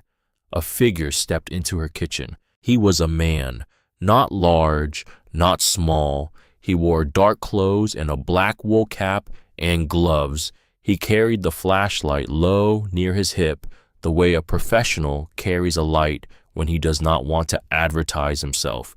He played the beam slowly across the kitchen. He did not turn it toward the hallway. He moved to the cupboards. He opened them one at a time with the careful, soundless economy of a man who had done this before. He looked at the cans of Verna's discounted soup. He looked at the bag of rice. He closed each cupboard exactly as he had found it. He moved into the main room. He did not see Adelaide in the dark hallway. She was still. She was small. She was in her dark coat against the dark wall, a part of the house. He swept the beam across the main room. He looked at her crude bookshelves. He looked at her mattress. He looked at her wood stove. He moved the beam across the ceiling. He moved it across the floor. He stopped at the section of the ceiling above the center of the main room, the section of clean lighter wood, the section that no longer had the dark stain of the other boards because she had pried up those boards and laid them back down 2 weeks before. He looked at it for a very long time. Then he looked up at it from directly below. He climbed onto her crate chair exactly as she had climbed onto it on December 19th. He tapped the ceiling. The hollow sound came back to him. Adelaide's grip on the iron poker tightened. He stood on the chair with his head tilted back. He played the flashlight along the seams of the boards. He examined the patterns of the dust on the floor below. Then he stepped down. He looked at the floor for a long time. He stood in the center of the main room of Adelaide Thornwood's house, and he turned a slow, careful circle, and the beam of his flashlight passed exactly across the spot where the dark hallway met the main room, exactly across the spot where a 70-year-old woman in a dark coat stood pressed against a dark wall holding an iron poker. The beam passed over her. The beam stopped. The beam came back. For perhaps a quarter of a second, the light fell directly on her face. She did not move. The man on the other end of the flashlight did not move either. In her old librarian's mind, Adelaide had time in that quarter second to register many things: the shape of his head under the cap, the set of his shoulders, the fact that he was not Roland Kessler, the fact that he had no weapon in his hand other than the flashlight, the fact that he had thought the house was empty, the fact that he had now seen that it was not. She lifted the iron poker, not high, not threatening, just enough to be visible in the light. "Get out of my house," she said. Her voice surprised her. It was not the voice of a frightened woman. It was the voice of a woman who had survived a hard winter on her own hands, and a son's betrayal, and a night when she had nearly frozen to death, and 3 months of being underestimated by men who should have known better. The man on the other end of the flashlight did not speak. He moved. He moved fast. Not toward her, toward the kitchen door. He crossed the main room in 4 long strides. He went through the kitchen. He went through the open back door. He did not slow down. He did not pick up anything. He did not look back. She heard him cross the yard. She heard him crash through the pines. No longer careful, no longer professional, moving like a man who had been seen and who did not want to be seen any further. She heard half a minute later the engine of the Range Rover, 1/4 of a mile down the road, start and pull away, gravel spraying. Silence came back. Adelaide stood in the dark hallway with the iron poker in her hand for a long time before she could make her legs move. When she could move, she did 3 things. She walked to the kitchen. She closed the back door. She propped a chair against it. She walked into the main room. She sat down on her mattress. She did not light the lantern again that night, and she said aloud to the empty room and to the wood stove and to the patched roof above her head and to the small, heavy crate hidden in the dark of the root cellar beneath the kitchen floor. "Tomorrow," she said, "I am calling someone." She did not yet know whom she would call, but she knew now that her time of waiting was over. The picture she had been trying to see, the picture whose outline had been forming since November the 3rd, was almost clear. She would have to break the silence now. She would have to bring in a stranger. She would have to begin, for the first time since her husband had died, to trust. Outside, somewhere in the pine woods, an owl called twice. Adelaide Thornwood pulled the army blanket around her shoulders and waited for the long Vermont night to end. Morning came pale and slow over Timber Ridge Road. Adelaide Thornwood had not slept. She had sat upright on her mattress with the iron poker across her knees and the army blanket around her shoulders, and she had watched the sky outside the broken kitchen window go from black to charcoal to the cold gray of a Vermont January dawn. The wood stove had burned down twice. Twice she had fed it. Twice she had returned to the same place on the mattress and the same position with the same poker. When the first light came, she stood up. She walked to the kitchen. She looked at the broken pane she had sealed in November, the glass on the floor, the unlatched back door, the careful professional nature of the break-in, which had no signature of a desperate man, only the quiet signature of a man who had been hired. She swept up the glass. She nailed a square of plywood Silas had left over the empty frame. She did this not because she expected the man to come back that morning. She did this because a woman who has been violated in her own house needs very badly to put the house back in order before she can think clearly about anything else. When the plywood was up, she sat down at the small kitchen table. She took out her 90-cent notebook. She wrote in the careful block letters of an old librarian 3 names: Roland Kessler, Edmund Hartwell, Garrett. She underlined the 3rd name. She had been avoiding that line in the picture she had been assembling for nearly 2 months. She had been avoiding it because it was the line that hurt the most, and because some part of her, the mother part, had been waiting, in spite of everything, for it to turn out to be a line she did not have to draw. She drew it now. She drew it because the man in her house the night before had been a professional, and professionals cost money, and the money had to come from somewhere, and the only people in the world who had a reason to want a piece of timberland on Timber Ridge Road badly enough to send a professional to look for a hidden compartment in a ceiling were Roland Kessler and the people who had told Roland Kessler that the ceiling was worth looking at. Roland Kessler had not been at the auction by accident. Roland Kessler had known to come. Someone had told him. She did not yet know who, but she had narrowed the world of possible tellers in the long gray hours of that morning to a very small number, and one of those numbers was her son. She closed the notebook. She walked the 5 miles to Verna Holloway's store. She arrived at 5 in the morning. She mopped, she swept, she stocked the shelves, At 8, before she walked the 5 miles home, she did something she had not done in 18 years. She made a phone call. The phone was the old yellow landline Verna kept on the wall behind the cash register. Adelaide dropped 2 quarters into the small jar Verna kept beside it and picked up the receiver. She dialed the operator. She asked for directory assistance. She asked for the home number of a man named Bram Sullivan in Burlington. Bram Sullivan had been the head of campus security at the University of Vermont for 22 years. He had retired in 2016 at the age of 58. Before that, he had been a Burlington police detective for 15 years. Adelaide had known him casually during her last decade at the library. He had attended her retirement party. He had eaten a piece of her sheet cake. He had told her on his way out that if she ever needed anything at all, she should call him. She had thought that day that it was the kind of thing people said.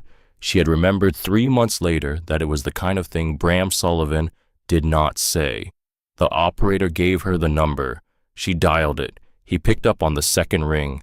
"Sullivan." "Bram," she said. "This is Adelaide Thornwood from the library." There was a pause, not a long one, a pause of recognition and of memory. "Mrs. Thornwood," he said, "I heard about your house." She did not ask which house. She understood that in a town this size, everyone had heard about both. "I need to hire you," she said. "I'd like to discuss it in person, today if possible." "Where are you?" "At Verna Holloway's store, out past Bear Hollow." "I know the place. I can be there in 40 minutes. "All right." "And Bram." "Yes, ma'am." "Come alone. Don't tell anyone where you're going." There was a longer pause this time, the pause of a man who had been a detective long enough to recognize on the other end of a phone line the voice of a person who had begun to understand something that frightened them. "All right," he said. "I'll come alone." He arrived in 36 minutes. Bram Sullivan was a heavy man of 60 with gray hair cut close to the skull and a face that had been weathered by 20 Vermont winters of standing outside on second shift patrol. He wore a dark canvas jacket and work boots and the patient, watchful expression of a man who had spent his life learning to listen to what people said with their hands and their shoulders, not with their words. He drove Adelaide back to her $5 house in his own truck. They did not speak on the way. She did not yet know him well enough to begin, and he had the wisdom not to ask. She showed him the house. She showed him the patch windows and the mortared floor and the wood stove. She showed him the broken kitchen window and the prop chair against the back door. She showed him the boot print on the porch. Then she sat him down at the small kitchen table and she told him everything. She told him about Harlan's death, about the quitclaim deed in May, about the document dated October the 12th, about the auction, about Roland Kessler's hand half raised in the bidding, about the engine that had come up the road twice on her first night, about the tire tracks in the storm, about the $75,000, about the man last night who had stood on her crate chair and tapped at her ceiling. She did not tell him about Edmund Hartwell. She had decided during the long night that she would not tell anyone about the journals until she understood why people were looking for them. Bram Sullivan listened the way a detective listens, which is the way certain librarians listen, which is the way certain priests listen. He did not interrupt. He did not take notes. When she was finished, he sat for a long moment looking at the wood grain of the kitchen table. "Mrs. Thornwood," he said, "I'd like to be honest with you. What you've described is not a real estate dispute. I know. It's a pattern. I know. Heritage Land Partners. You're sure about the name? Silas Buchanan got it for me. I'm sure." He nodded slowly. "All right," he said. "Here's what I think. I think your son's involvement in this is something we need to understand before we make any further moves. If he is involved, then anything you do publicly, Anything you do legally, any complaint to the police, any conversation with the press will get back to him before the ink is dry. And if it gets back to him, it gets back to Kessler. And if it gets back to Kessler, the man who came into your house last night will be the least of your problems. I understand. What I'd like to do, with your permission, is move quietly. I want to look at Heritage Land Partners. I want to look at every parcel they've bought in this county in the last 3 years. I want to look at the public records on every shell entity they've used. I want to look at the will your husband left and the deed transfer you signed in May. I want to look at your son's business associations. I want to look at everything that connects, and I want to do all of it before anyone knows I'm looking. How long? 3 months, maybe 4. What do you charge? He smiled just slightly. Mrs. Thornwood, the university library kept my daughter's reading list current for 11 years. I'm not going to charge you. Bram, you can pay me when this is over. You can pay me out of whatever you have left. We'll settle then. She looked at him. She did not argue. All right, she said, but there's one more thing. There's something in this house I haven't told you about yet. I'm not going to tell you what it is. Not yet. I want you to look at the public side of this first without that thing in your head. I want to know what you find when you look only at the people. I'll show you the other thing when you've finished. He looked at her for a long moment. All right, he said. I'll work blind. He stood up. He shook her hand. He drove away. She watched his truck disappear down the gravel track, and for the first time in many weeks, she felt the small, particular lightness of a burden shared. The work began. Bram Sullivan was, Adelaide would learn over the months that followed, a methodical man. He came every Sunday afternoon alone in his own truck. He brought each time a manila folder. The folder began thin. Over the weeks it grew.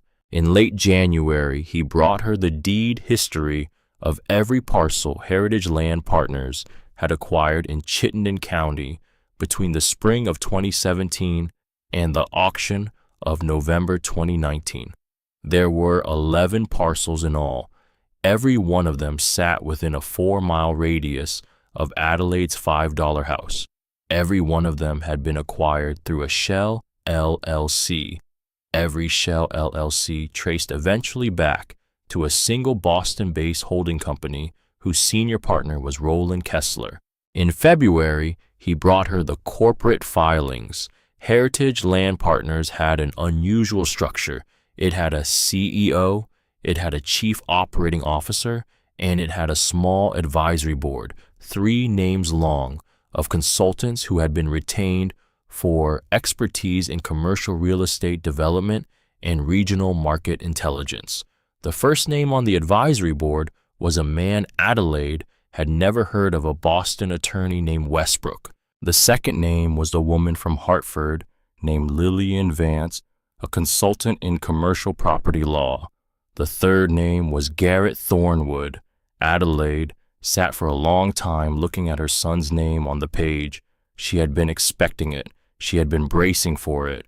But seeing it printed in serif type on a corporate filing was a different thing from suspecting it. Seeing it made it permanent. Seeing it made the picture finally complete. Bram watched her face. He did not speak. How long has he been on this board? She asked. Since June of 2018. She set the paper down. She folded her hands on the table. 18 months, she said.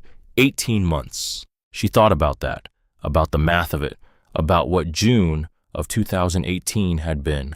It had been the month her son and his wife had visited her on Cedar Street for a long weekend. The month Garrett had spent 2 afternoons in Harlan's old workshop in the garage. The month he had sat at her kitchen table and had asked her casually over coffee whether his father had left any other property to her in the will, anything he had said beside the house. She had told him no. She had told him no because she had believed it. She had believed it because Harlan had told her 2 weeks before he died that the house on Cedar Street was the only property she would inherit. He had said it kindly.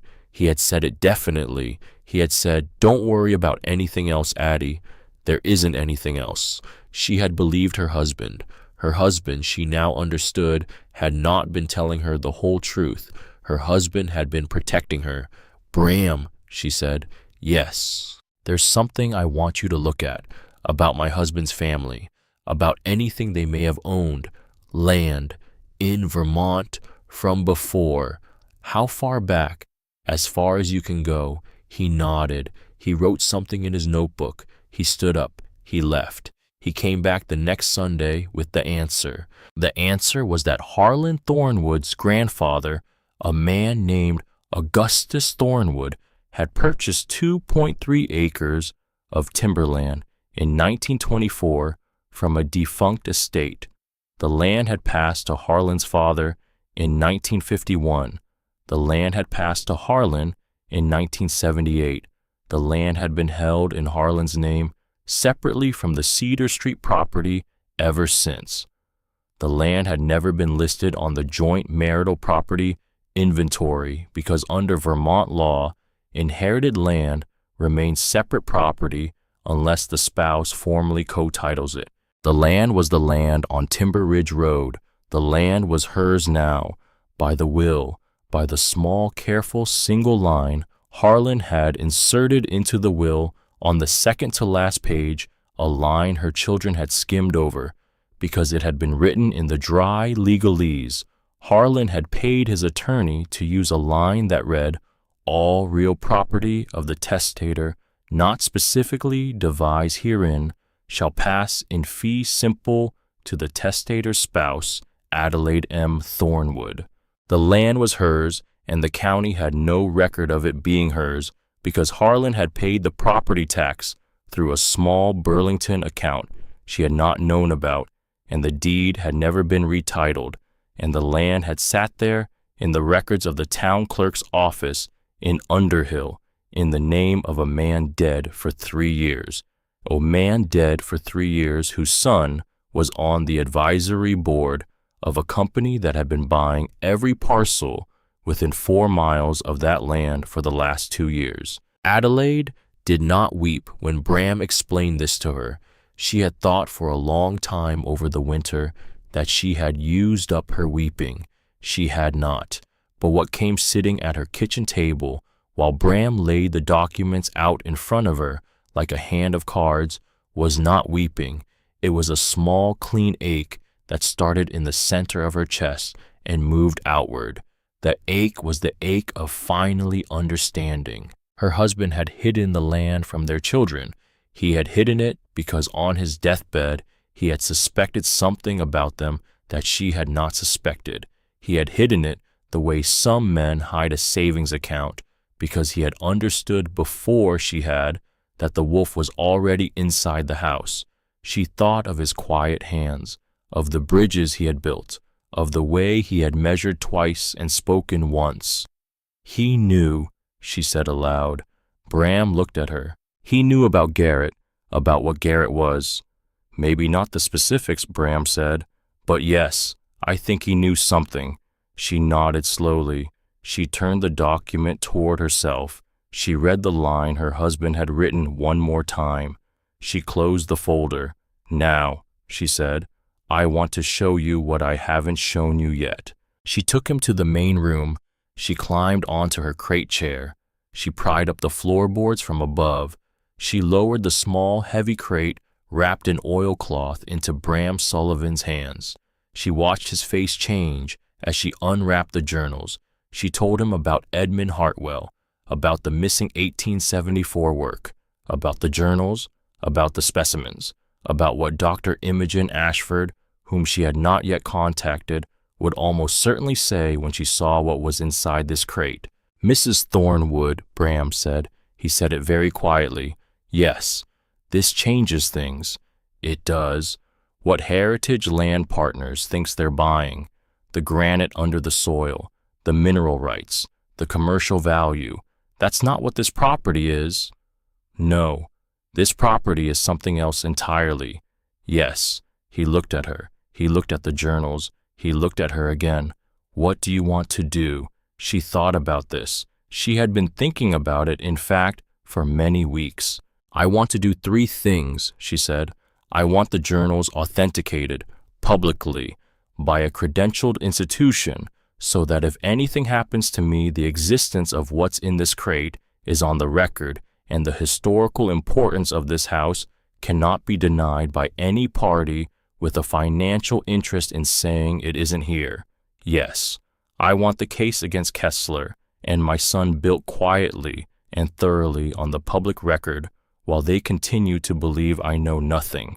Yes, and when both of those things are ready, I want to give the case to the federal government, not the state, not the local police, the federal government, because what these men have done with shell companies and interstate wire fraud and bid rigging at a county auction is a federal matter.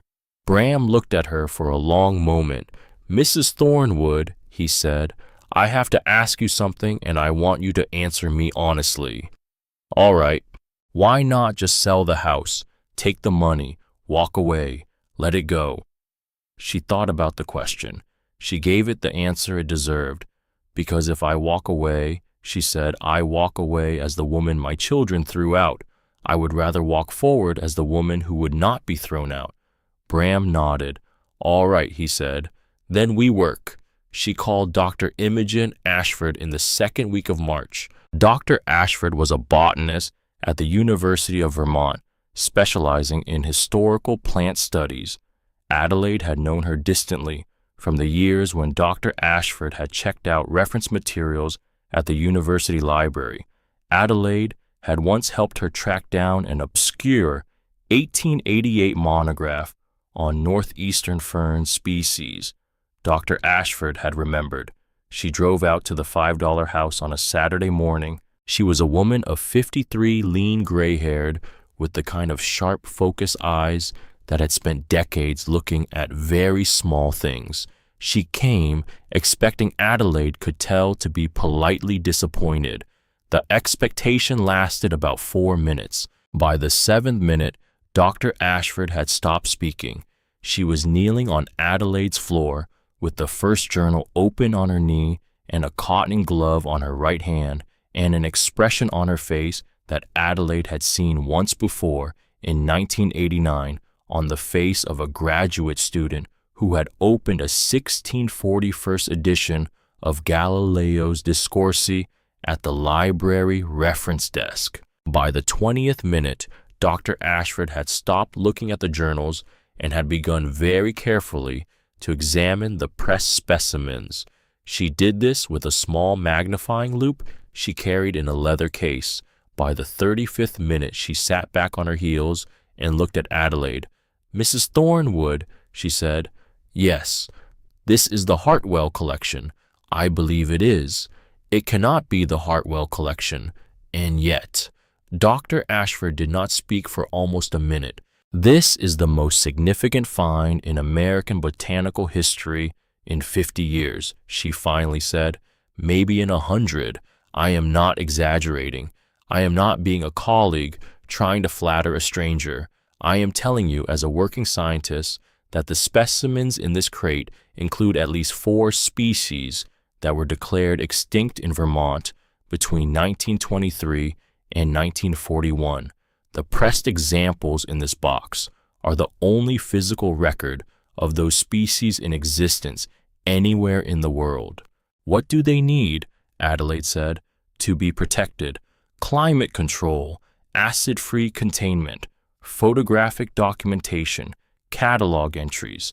They need to be authenticated by an independent panel, and the authentication needs to be on the public record. The university would do this in 2 weeks if you let us. I'll let you. And the house. What about the house? The house, Mrs. Thornwood, is itself part of the find.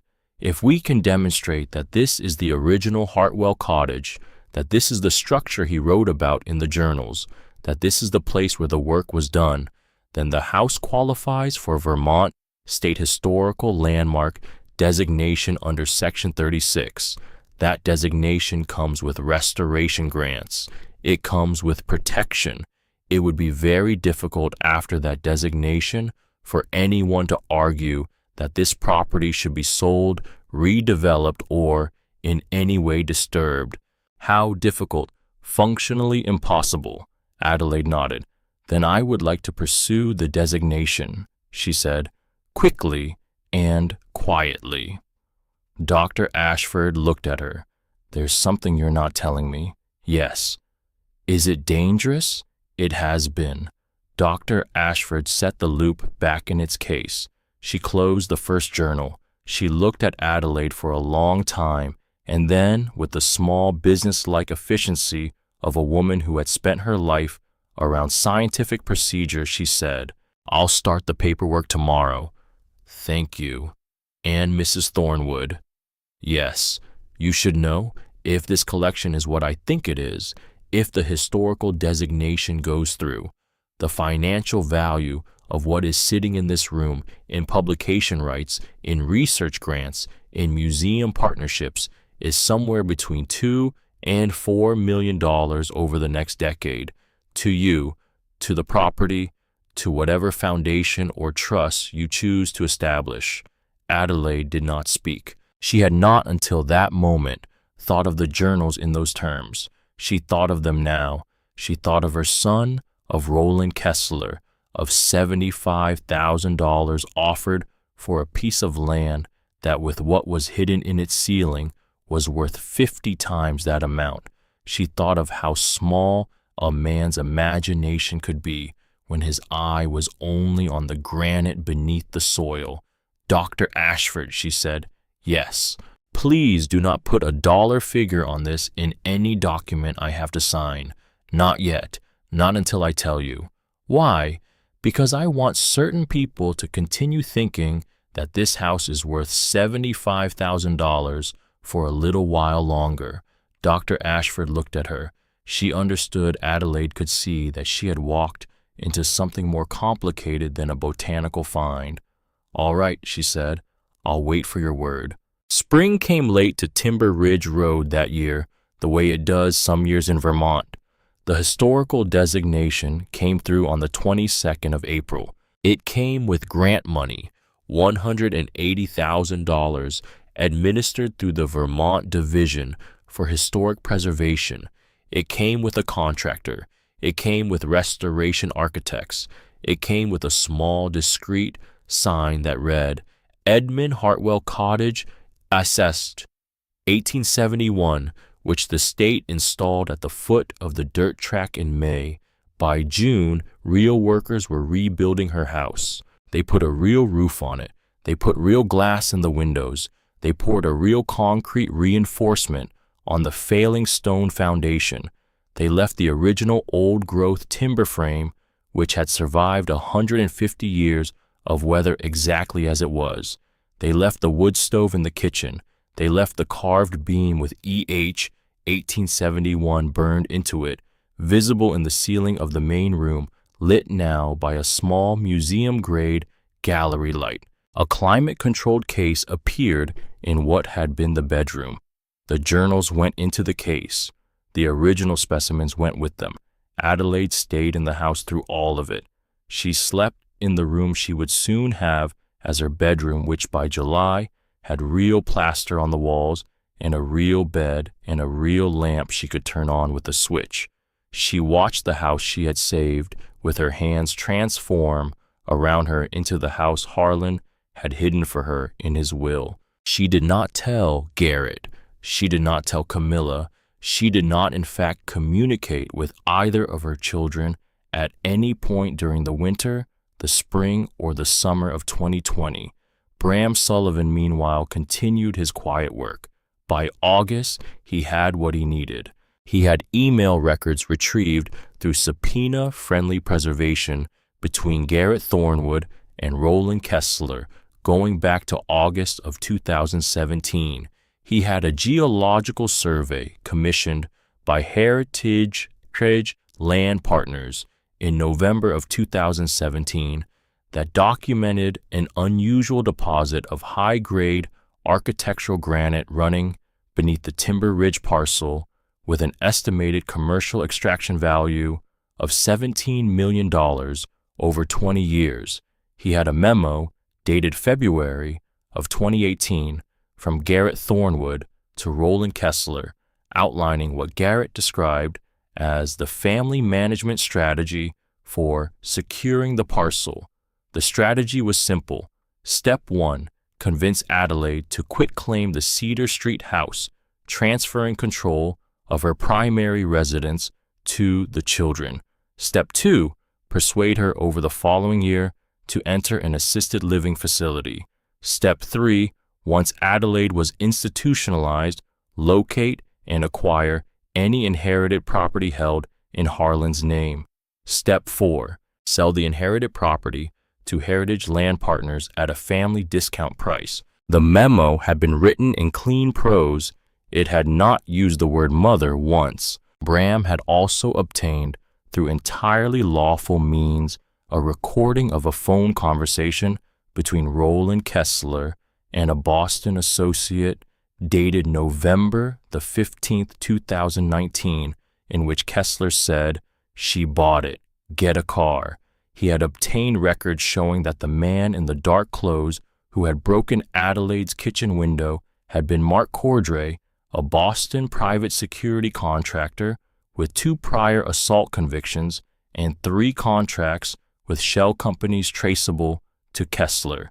He had obtained the auctioneer's records from the November the 15th auction, showing that Howard Pickett had received an unusual phone call from a Boston number at 1:53 in the afternoon, 12 minutes before bidding began. Bram brought all of this to Adelaide in a brown accordion folder in early September. She read for 3 hours at her kitchen table in silence. When she was done, she set down the last page. "What now?" Bram said. "Now we send it to Burlington, FBI field office." "Yes, they will move very fast on this, Mrs. Thornwood. Wire fraud, auction rigging, conspiracy, trespass, possibly attempted murder if we can get the medical records from the storm. Once they have it, they will move within 2 or 3 weeks. I want them to move on November the 15th. He looked at her. "That's 2 months away." "Yes." "Why?" She looked at him. "Because that's the anniversary," she said. He understood. He did not ask anything else. "All right," he said. "I'll set the timing." October passed slowly. The leaves on the maples around Adelaide's house turned the deep rust and gold of a Vermont autumn. The contractors finished their final restoration work in the 2nd week.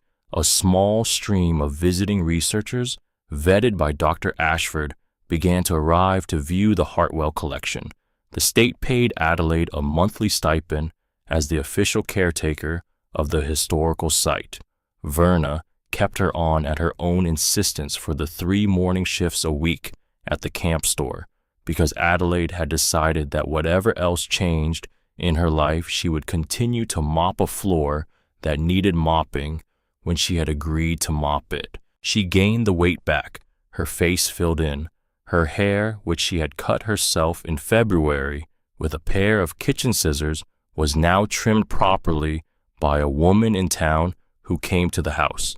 The calluses on her hands softened but did not disappear. She did not want them to. On the 14th of November, a Saturday, Bram Sullivan came to the house with a final folder. He laid it on the kitchen table. "The Bureau took the case," he said. "Officially, as of this morning, the indictments are sealed. They will be unsealed Monday. Monday is the 16th. Yes, I asked you for the 15th. I know. The Bureau wanted a normal business day. There was no moving them. The indictments will be unsealed on Monday morning. The arrests will be made simultaneously. Kessler in Boston, 3 of his associates in Boston, and Hartford. Your son will be served a federal subpoena that morning to appear before a grand jury." She nodded slowly. "They're coming tomorrow," she said. He looked at her. "Your children." "Yes. They called Silas's store yesterday looking for me. They want to come see me. They want to talk." "Did you agree?" I agreed. Adelaide, it's the 15th Bram. They will come tomorrow. They will sit in my living room. And on Monday morning, the indictments will unseal. I want them to sit in my living room on the 15th, exactly 1 year after they put me on a curb, and I want them to do it without knowing what is going to happen Monday. Bram looked at her for a long moment. You are not the woman they think you are, he said. I haven't been, she said, for a long time. They came at 1 o'clock on Sunday, the 15th of November, 2020. A black Lexus SUV pulled into Adelaide's clearing. The car was new. The plates were Massachusetts. Garrett got out from the driver's side. Camilla got out from the passenger side.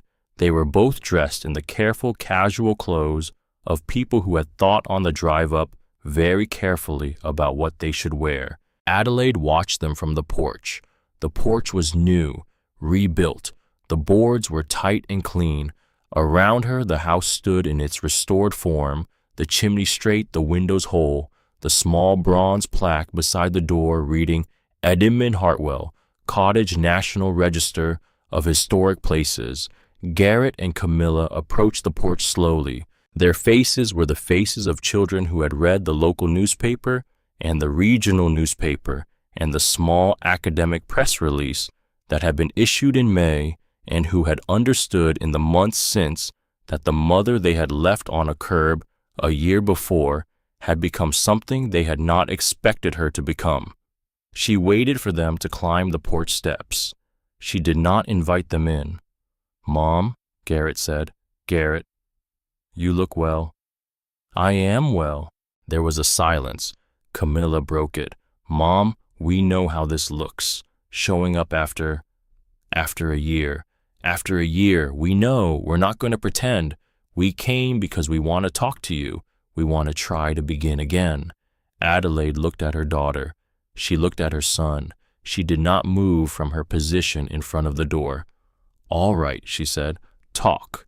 Garrett took a breath. This is beautiful, he said, gesturing at the house. What you've done here, it's remarkable. We've been reading about it. We've been so proud of you. And we've been talking, the two of us, about how things ended last year, about how we handled it. We were wrong, Mom. We know we were wrong. We were stressed. We made decisions that were what? Were inhumane. There's no other word for it. And we want to apologize. We want to ask for the chance to begin again. Adelaide did not respond. Camilla pressed forward. And, Mom, listen. We're not just here to apologize. We're here because we have something we want to offer. We've spoken with a buyer, a very generous private buyer. He's offering $1.8 million for the property.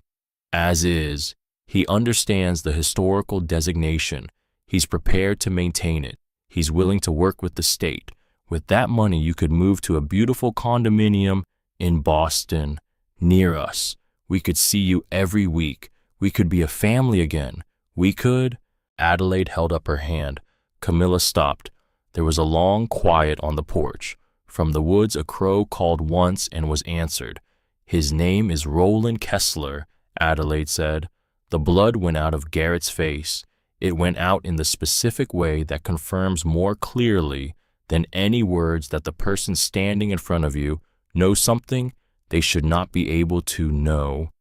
What did you say? Camilla said. His name is Roland Kessler, Heritage Land Partners. The same Roland Kessler who started to bid on this property at the auction last year and then stopped. The same Roland Kessler who has been buying every parcel of land within 4 miles of this house for the last 2 years. The same Roland Kessler who is on the corporate filings of Heritage Land Partners alongside your brother. Camilla turned and looked at Garrett. It was a small turn. It was less than a quarter of a turn of her head. But Adelaide saw it, and Garrett saw it, and the small movement carried in that 1 second, the whole architecture of what had been between the two of them collapsing in real time.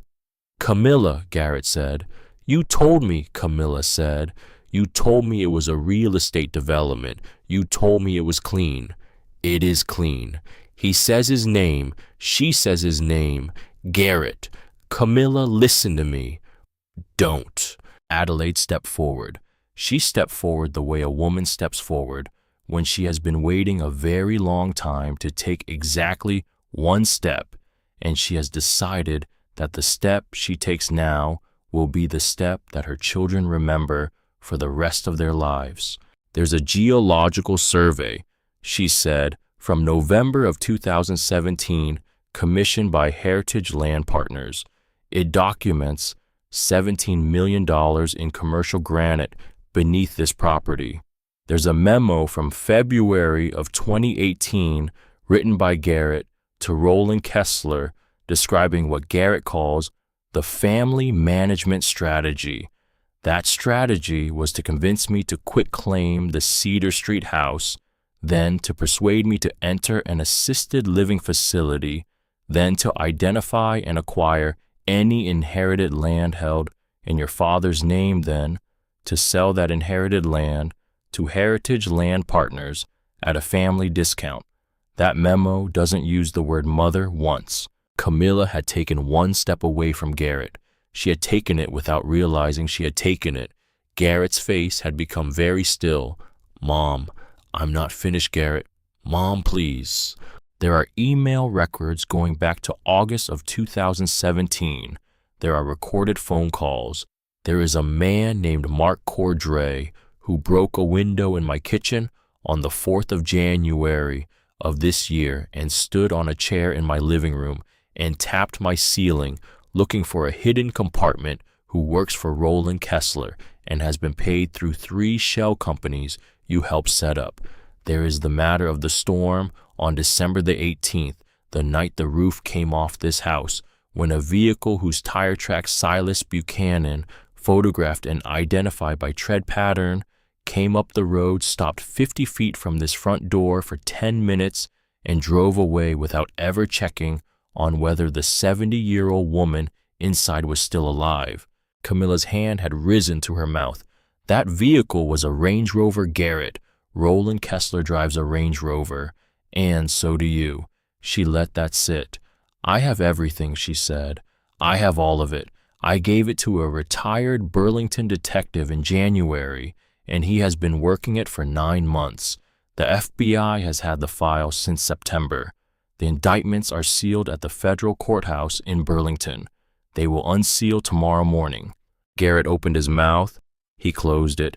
He opened it again. You're bluffing, he said. I am not bluffing. You can't. Tomorrow morning, Garrett, at 9, Roland Kessler will be arrested at his office on Beacon Street.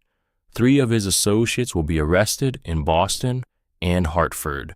You will be served a federal subpoena to appear before a grand jury in Burlington.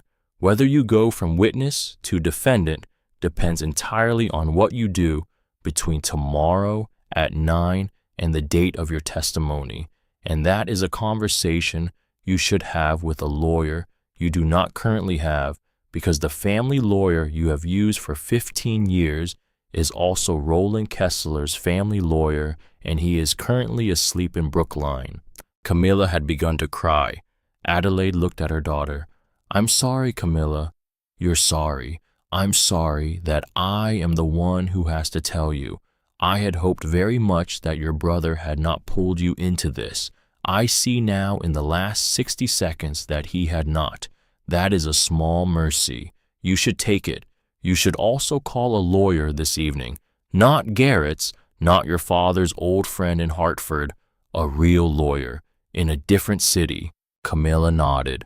She nodded the way a person nods when they have not yet finished understanding what is happening, but have already understood enough. Mom, Garrett said. Yes, Garrett. Whatever you have, whatever it shows, there is an interpretation of these documents that is different from the interpretation you have just. Garrett. Yes, Mom. No. He stopped. There is no interpretation, she said. I have read the memo. I have read the emails. I have read the geological survey. I have heard the recording of Mr. Kessler telling his associate on the day of the auction, she bought it. Get a car. There is no interpretation. There is only what you did. She paused. "And there is one more thing you should know." He waited. "I have transferred all of my present and future assets into an irrevocable charitable trust, effective in June. The trust is administered by Silas Buchanan, Verna Holloway, and Dr. Imogen Ashford. The trust funds the preservation of this house, the publication of Edmund Hartwell's journals, and a modest annual scholarship at the University of Vermont in your father's name. Neither you nor your sister are beneficiaries. You will inherit nothing from me, not when I die, not before. There is nothing for either of you to wait for, and there is nothing for any creditor of yours to attach. That door is closed." Garrett's face did something Adelaide had never seen on her son's face. It did the thing that the human face does when a person has, for the first time in adult life, run out of strategies. He took a step back. He did not say anything else. Camilla turned and walked slowly back down the porch steps. She walked to the passenger side of the Lexus. She got in. She closed the door. Garrett stood on the porch for another 5 seconds. Adelaide looked at him. "Goodbye, Garrett." He turned. He walked down the steps. He got into the Lexus. He sat in the driver's seat for a long time without starting the engine. Then he started it. He turned the car around. He drove away down the dirt track between the pines, and the sound of the engine grew smaller and smaller and finally was gone. Adelaide stood on the porch. She did not cry. She had thought perhaps that she might. What came instead was a great and surprising stillness. It was the stillness of a long task completed. It was the stillness of a debt that after many decades had been paid. It was not joy. It was something quieter than joy. It was the feeling of a woman who had, with her own 2 hands, lifted a thing that had been crushing her and set it down. The crow called again from the woods. Adelaide turned. She walked back into her house. The arrests happened on Monday morning, as Bram had said they would. Roland Kessler was arrested in his Beacon Street office at 9:15 Eastern Standard Time. He was charged with 12 federal counts, including wire fraud, conspiracy to commit fraud bid rigging, and conspiracy to commit interstate trespass. He posted bail at 3 in the afternoon, $4 million, and was placed under house arrest pending trial. Mark Cordray was arrested in a motel room in Revere. He pleaded out within the week and named everyone he had ever worked for. Garrett Thornwood was served his subpoena at his Boston condominium at 9:20. He retained by the end of the day separate counsel. Within a month, his name had appeared in the corporate filings of Heritage Land Partners under the heading "Withdrawn." He resigned from 2 other boards. His firm placed him on indefinite administrative leave. By the spring of 2021, he had cooperated with the federal investigators sufficiently to avoid prosecution. He gave grand jury testimony against Roland Kessler in May. He was not in the end indicted himself. Camilla Thornwood Pierce filed for divorce from her husband in February of 2021. Her husband, it would later come out, had also been a small investor in one of the Heritage Land Shell entities. Camilla did not contest the Bar Association inquiry into her conduct. She accepted a 6-month suspension. She moved to Portland, Maine. She did not contact her mother. Roland Kessler went to trial in October of 2021. He was convicted on 9 of the 12 counts. He was sentenced in February of 2022 to 7 years in federal prison. In the 3rd week of his trial, when the verdict had become a foregone conclusion, he wrote a letter from his pre-trial confinement and had it mailed to Adelaide Thornwood at 1847 Timber Ridge Road, Underhill, Vermont. The letter arrived on a Tuesday afternoon in early November of 2021. Silas Buchanan brought it from the camp store where it had been delivered by mistake. He set it on her kitchen table. "It's from him," he said. Adelaide looked at the envelope. She looked at it for perhaps half a minute. Then she picked it up. She walked to the wood stove. She opened the door of the stove. She set the unopened envelope with its careful return address from a federal pretrial facility in Plymouth, Massachusetts, on top of the burning logs. The paper curled. It blackened. It caught. It was gone in 12 seconds. She closed the door of the wood stove. "Some chapters," she said, "are closed." Silas nodded. He poured 2 cups of tea from the kettle on her stove. He set one in front of her. He sat down across from her at the kitchen table. Outside the kitchen window, the late afternoon light was the gold light of a Vermont November, falling slant across the cleared trees of the clearing, falling on the new shingles of the Edmund Hartwell cottage, falling on the small bronze plaque beside the door. Adelaide Thornwood, 72 years old, took a sip of her tea. She thought of Harlan, of his quiet hands, of his last good afternoon when he had taken her hand in his lighter than it should have been hand and had asked her to make him a promise to not let anyone take this house from her. He had not been talking, she understood now, about the house on Cedar Street. He had been talking about the house she would find. She had found it. She had saved it. She had filled it. Her book, The $5 House, would be published by a small Vermont press in the spring. It would go on against everyone's expectations, including Adelaide's, to spend 14 weeks on the New York Times bestseller list. Its proceeds, by the terms of the trust she had created, would fund the preservation of the Edmund Hartwell cottage in perpetuity. She did not yet know any of that on that November afternoon. She only knew that the kettle was warm and the tea was good and her friend was across the table from her, and outside her windows the last light of a November day was falling on a house that by every law of this world should not have been hers and was. She picked up her tea. She looked at Silas. She smiled, small and tired and certain. "I think," she said, "I will write a little more tomorrow." "That's good, Adelaide." "Yes," she said, "it is." Outside, the wind moved gently through the pines on Timber Ridge Road, the way it had moved on the night she had first arrived with $5 and a broken suitcase and the whole of her life ahead of her in the dark.